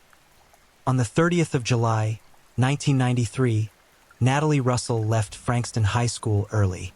She was 17, a Year 12 student, and she took a route home that she had taken before, along a bicycle track through parkland, a shortcut that was familiar to her and to many students from her school. She was walking in daylight. It was not the deep dark of a winter evening. It was the afternoon. Paul Denier had pre-selected the location. He had chosen it. He had driven the route in his yellow Toyota, identified the gap in the wire fence beside the path, and positioned himself to wait. When Natalie Russell walked past, he moved quickly. She was pulled through the gap in the fence. The struggle that followed was significant. Natalie Russell fought hard enough that DNA evidence and physical traces were left at the scene, evidence that would later become critical to the investigation. It was her resistance, in the end, that gave investigators the forensic material they needed. Her body was discovered that evening. She had not arrived home from school, and her family had reported her missing. Police found her in the scrubland beside the bicycle track, not far from where she had been taken from the path. She was 17. When officers began canvassing the area around the murder scene, a routine check surfaced a detail that would prove decisive. 2 police officers recalled passing a yellow Toyota Corona near the scene around the time of the attack. The car's registration was run through police records. The name that came back was Paul Denier, a local man who had previously come to police attention, however briefly, in connection with incidents at residential units in the area. His address was in Langwarrin. He lived nearby. He was 21 years old. An investigative team moved to bring him in for questioning. What they found when they arrived was not a man in obvious distress or displaying visible agitation. By all accounts, he was cooperative, calm. The kind of calm that, in the context of what investigators were beginning to piece together, was itself deeply unnerving. He came with them without resistance. Outside the window of Frankston Police Station, the suburb was holding its breath. 3 young women were dead. A community had spent 7 weeks in a state of sustained, suppressed fear. And now, sitting in a room with detectives who had been awake through too many nights, was a 21-year-old man who offered them something they had not expected. A confession that he would deliver with the flat, conversational ease of someone describing their week at work. The worst part of that confession was not what he admitted to. It was how he admitted it. There is a particular kind of silence that fills an interview room when an investigation breaks open. Not the silence of emptiness, but the silence of weight. The detectives who sat across from Paul Denier in the hours after his arrest on the 31st of July, 1993, had spent 7 weeks living inside the worst possibilities of their profession. They had stood at crime scenes. They had spoken to families. They had carried the specific exhaustion of investigators who know that each day without an arrest is another day that a person who has killed twice, 3 times, remains free and capable.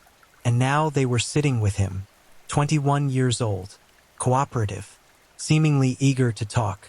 What followed was a confession that crime writers, legal professionals, and forensic psychologists would later describe in terms that all circled the same center: extraordinary. Not because of its length, though it was detailed. Not because of the evidence it provided, though it was comprehensive. But because of the tone. Because of the manner in which Paul Denier described the deaths of Elizabeth Stevens, Debbie Freem, and Natalie Russell. He was not agitated. He was not distressed. He was not crying, or visibly carrying guilt, or struggling to find the words. He talked, one investigator later recalled, like they were all friends having a conversation. He was sometimes cocky. He was sometimes boastful. He described the selection of his victims, the methods he had used, the movements he had made before and after, with a level of procedural clarity that made it clear he had organized these events in his memory the way another person might organize a schedule. He also explained his motivation, and did so without hesitation. When investigators asked him why all his victims had been women, his answer was short and without decoration. "I hate them," he said, and when pressed, those particular women or women in general, he said general. He elaborated, in subsequent hours of conversation, that he had wanted to kill since he was 14 years old, that he had thought about it often, that the act itself had provided a temporary relief from a pressure that he experienced as constant, but that the relief had always faded quickly, driving him back to the same compulsion. He described sadism not as something he had discovered or stumbled into, but as something that had always been part of how he was constructed. The forensic evidence underpinned everything he told them. DNA from biological material found at the Freem and Russell scenes matched Denier. A piece of skin tissue from Natalie Russell's struggle was found embedded in the sole of his boot. Fiber traces from his yellow Toyota Corona were identified at multiple scenes. The confession and the physical evidence formed a case of unusual completeness. There was no gap through which a defense could reasonably fit. On the 15th of December, 1993, Paul Charles Denier appeared before Justice Frank Vincent at the Supreme Court of Victoria. He pleaded guilty to 3 counts of murder, Elizabeth Stevens on the 11th of June, Debbie Freem on the 8th of July, and Natalie Russell on the 30th of July, and 1 count of kidnapping in relation to the attack on Rosh Toth. There was no trial in the conventional sense. The guilty pleas meant that the court moved directly to sentencing submissions. The court heard from clinical psychologist Ian Joblin, who had spent considerable time examining Denier in custody. What Joblin presented to the court was a portrait of a man whose pathology was as clearly defined as it was, in his professional view, resistant to treatment. Joblin described Denier as a sadist, a person who derived pleasure not merely from violence but from the psychological and physical suffering of others, and who had demonstrated this pattern since early childhood through a consistent, escalating series of cruel behaviors. He noted that Denier showed no remorse, not the absent, suppressed kind of remorse that presents in some offenders as shame they cannot articulate, but genuinely no remorse. He had, during the psychological examination, appeared to take something like enjoyment in recounting the murders. He discussed his victims with contempt. Joblin told the court that Denier was a rare type, a killer who had selected victims essentially at random, united only by the fact of their gender and their vulnerability in a given moment, and that this randomness made him, in Joblin's assessment, perhaps the most dangerous type of criminal that a community could face. A killer with a specific target or grievance can, in some sense, be anticipated. A killer for whom any woman walking alone is a potential victim cannot. He added that, in his professional opinion, Denier's sadistic personality disorder was entrenched to the degree that he doubted it could be meaningfully shifted through any available treatment. The families of Elizabeth Stevens, Debbie Freem, and Natalie Russell were present for the sentencing proceedings. What they carried into that courtroom, the specific weight of grief that comes with losing a child, a daughter, a sibling in circumstances of deliberate and purposeless cruelty, is something that cannot be adequately rendered in language. Elizabeth's family had traveled from Tasmania. Debbie Freem's son, who had been 12 days old when she was murdered, was now months into a life that his mother would never see. Natalie Russell's family had buried a 17-year-old who had been walking home from school. They had sat through the reading of a confession that described their daughter's final moments. They had heard a psychologist explain, in clinical language, what their loved ones had experienced in the hands of the man sitting a short distance away in the same courtroom. What they wanted from Justice Vincent was the sentence that many of them believed was the only appropriate response: life imprisonment with no possibility of release. On the 20th of December, 1993, Justice Vincent handed down his sentence. Paul Charles Denier was sentenced to 3 terms of life imprisonment, concurrent, but with no fixed non-parole period. In the language of the Victorian justice system at that time, this meant that Denier would face the possibility of parole at some future point determined by the court, but that no minimum term had been specified. The intent, as articulated at the time, was that the absence of a fixed non-parole period would effectively mean permanent imprisonment, that the nature and severity of his offending placed him outside the population of prisoners for whom parole would be a realistic consideration. The families did not experience it that way. They felt and said publicly that a sentence which retained any theoretical avenue of release was inadequate. They wanted the door closed permanently. And their concerns were not abstract. They were rooted in a specific, practical understanding that legal systems and the people who live within them do not always remain aligned over time. Denier appealed his sentence. The appeal was heard by the Court of Criminal Appeal of Victoria, and the outcome of that process produced something that would haunt the case for the next 3 decades. The court set a non-parole period of 30 years. In the reformulation of Denier's sentence, the 3 life terms, which had originally carried no minimum, were effectively anchored to a fixed release date. 30 years from 1993 meant that Paul Denier would become eligible for parole consideration in 2023. The families of his victims reacted with grief and fury. The community reacted with disbelief. The notion that the man who had killed their daughters, their mothers, their sisters with contempt and without remorse, would one day sit before a parole board and argue for his release. It was incomprehensible to them. The legal reasoning behind the appeal outcome was grounded in principles of proportionality and consistency within the Victorian sentencing framework, but the reasoning, however technically sound, offered nothing to the people who needed the sentence to mean something final. For them, it meant only that this case was not over. that they would have to return to it decades later and fight again. Denier was transferred to Barwon Prison, a maximum security facility in Victoria. He began serving his sentence, and the suburb of Frankston began the long, complicated process of trying to return to itself, of reclaiming its streets and its ordinary evenings and its sense that the bay in winter was cold and beautiful rather than simply cold. But the case had not finished with the people inside it. The investigation had closed with a conviction. The courtroom had closed with a sentence. The families, the investigators, the community, they were left with what every crime of this kind leaves behind: the aftermath, the years that follow. The way a case like this changes the shape of everything it touches, not in a single dramatic moment, but slowly, in ways that accumulate over time and become part of how a person understands the world they live in. Paul Denier, in his cell at Barwon, was 21 years old when his sentence began. He had done what he later said he had always wanted to do, and he showed, in every recorded interaction that followed, no evidence that any part of him regretted it. The suburb outside was trying to heal. He was not trying to be different. Those two facts existed simultaneously, as they sometimes must, in the long silence after a sentence is handed down. After the courtroom empties, something continues. It doesn't have a name in the official record. It isn't entered into evidence or documented in legal filings. But it is real, and it is long, and it belongs to the people left behind. The families, the investigators, the neighbors, the community that bore the particular trauma of 7 weeks in 1993 and then had to build a life on the other side of it. Frankston did not become a city of fear permanently. Communities are resilient in ways that the news cycle rarely captures. They grieve together, they rebuild quietly, they find ways to resume. The women who had stopped walking alone at night eventually, slowly, began to walk again. The parks and bicycle tracks that had been avoided were returned to.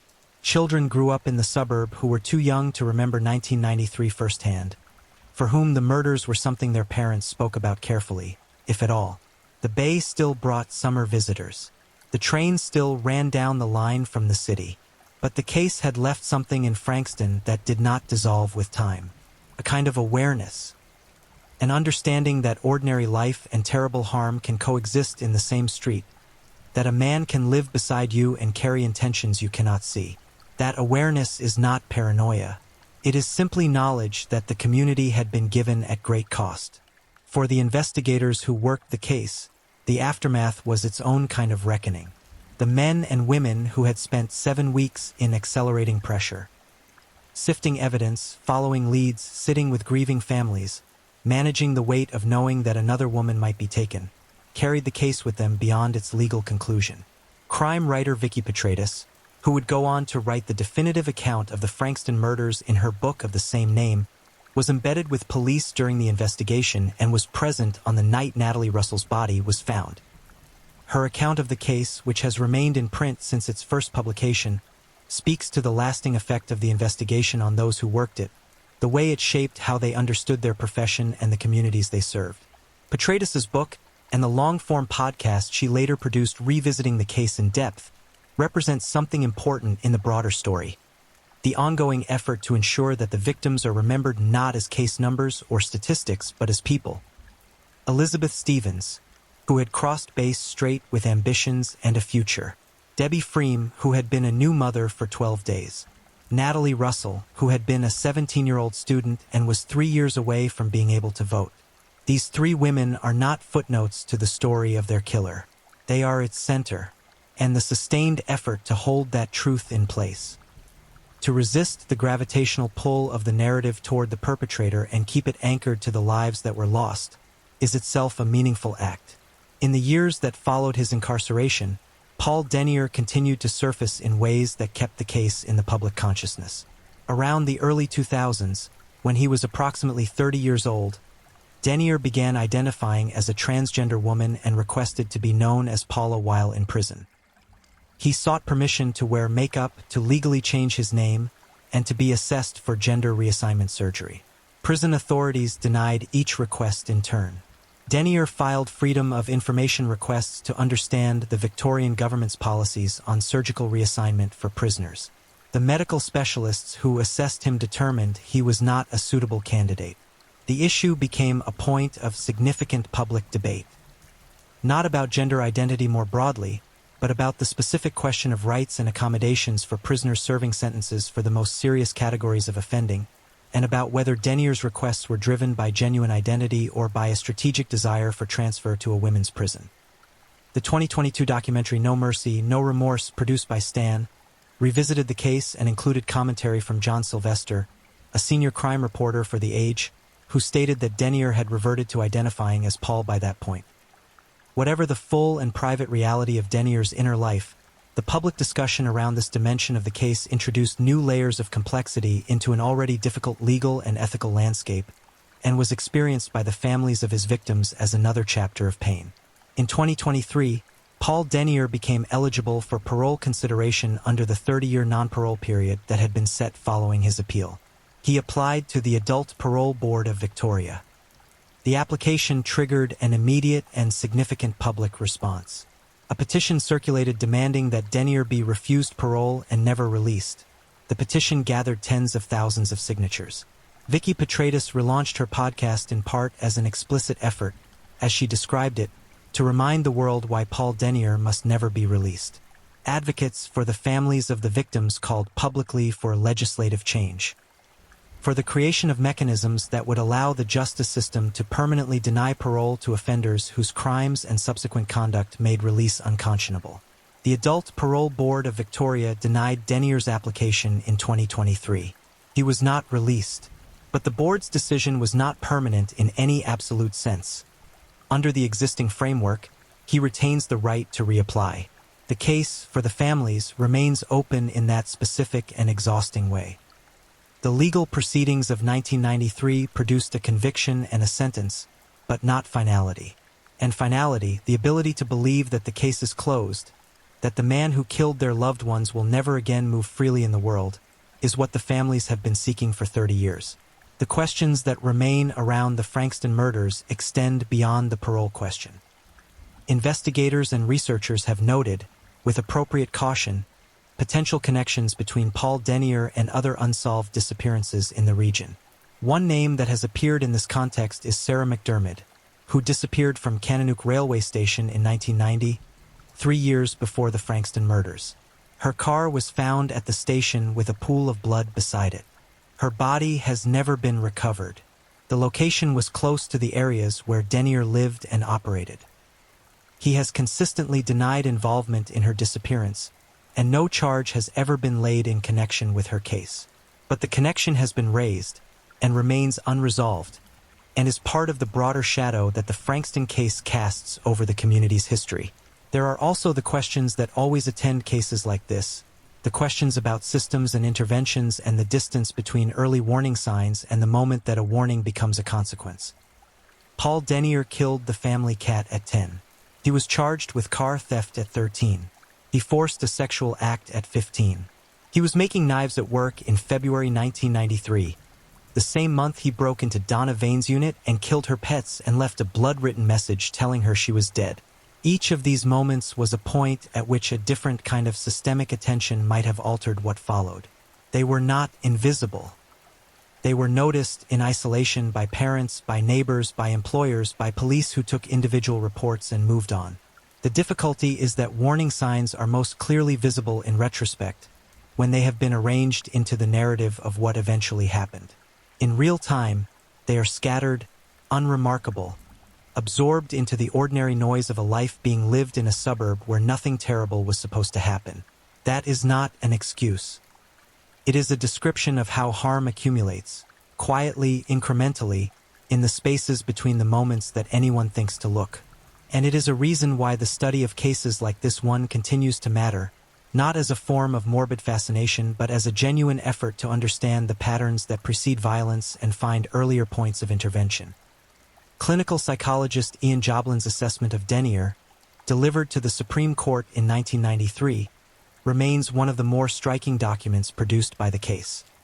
He described Denier as perhaps the most dangerous type of criminal a community could face. Random in victim selection, capable of presenting a surface of ordinariness to the people closest to him, absent of remorse in any functional or treatable sense. He described the sadistic personality disorder as entrenched. He said he doubted it could be shifted. And in the 30-plus years since that assessment was made, nothing in Paul Denier's conduct in prison has provided evidence to contradict it. The parole board's 2023 decision reflects this. Denier is still in Bar 1 prison. He is in his early 50s. The families of Elizabeth Stevens, Debbie Freem, and Natalie Russell continue to live with what was taken from them in 7 weeks in 1993. Not just the loss itself, but the ongoing duty to appear, to advocate, to ensure that the legal system does not quietly arrive at a decision that reopens the wound without warning. There is something that deserves to be said at the end of a story like this, and it is simply this: the 3 women at the center of it were not defined by how they died. Elizabeth Stevens had crossed a sea to pursue a life in the armed forces. She was 18 and she had ambition, and she was just beginning. Debbie Freem was 22 and had just welcomed a son into the world and was in the middle of everything. Natalie Russell was 17 and had a future that was entirely unwritten. They were not symbols or cases or cautionary examples.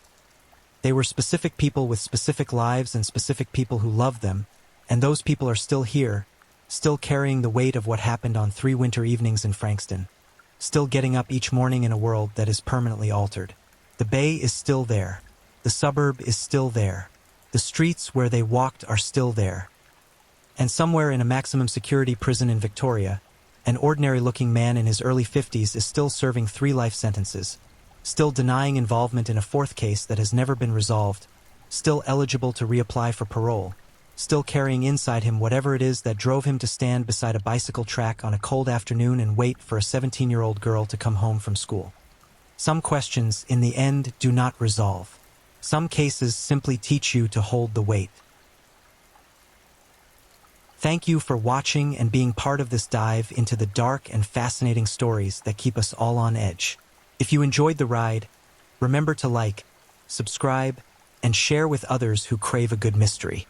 Tell us where you're watching from. I love knowing where in the world our true crime family is tuning in. Your presence means a lot.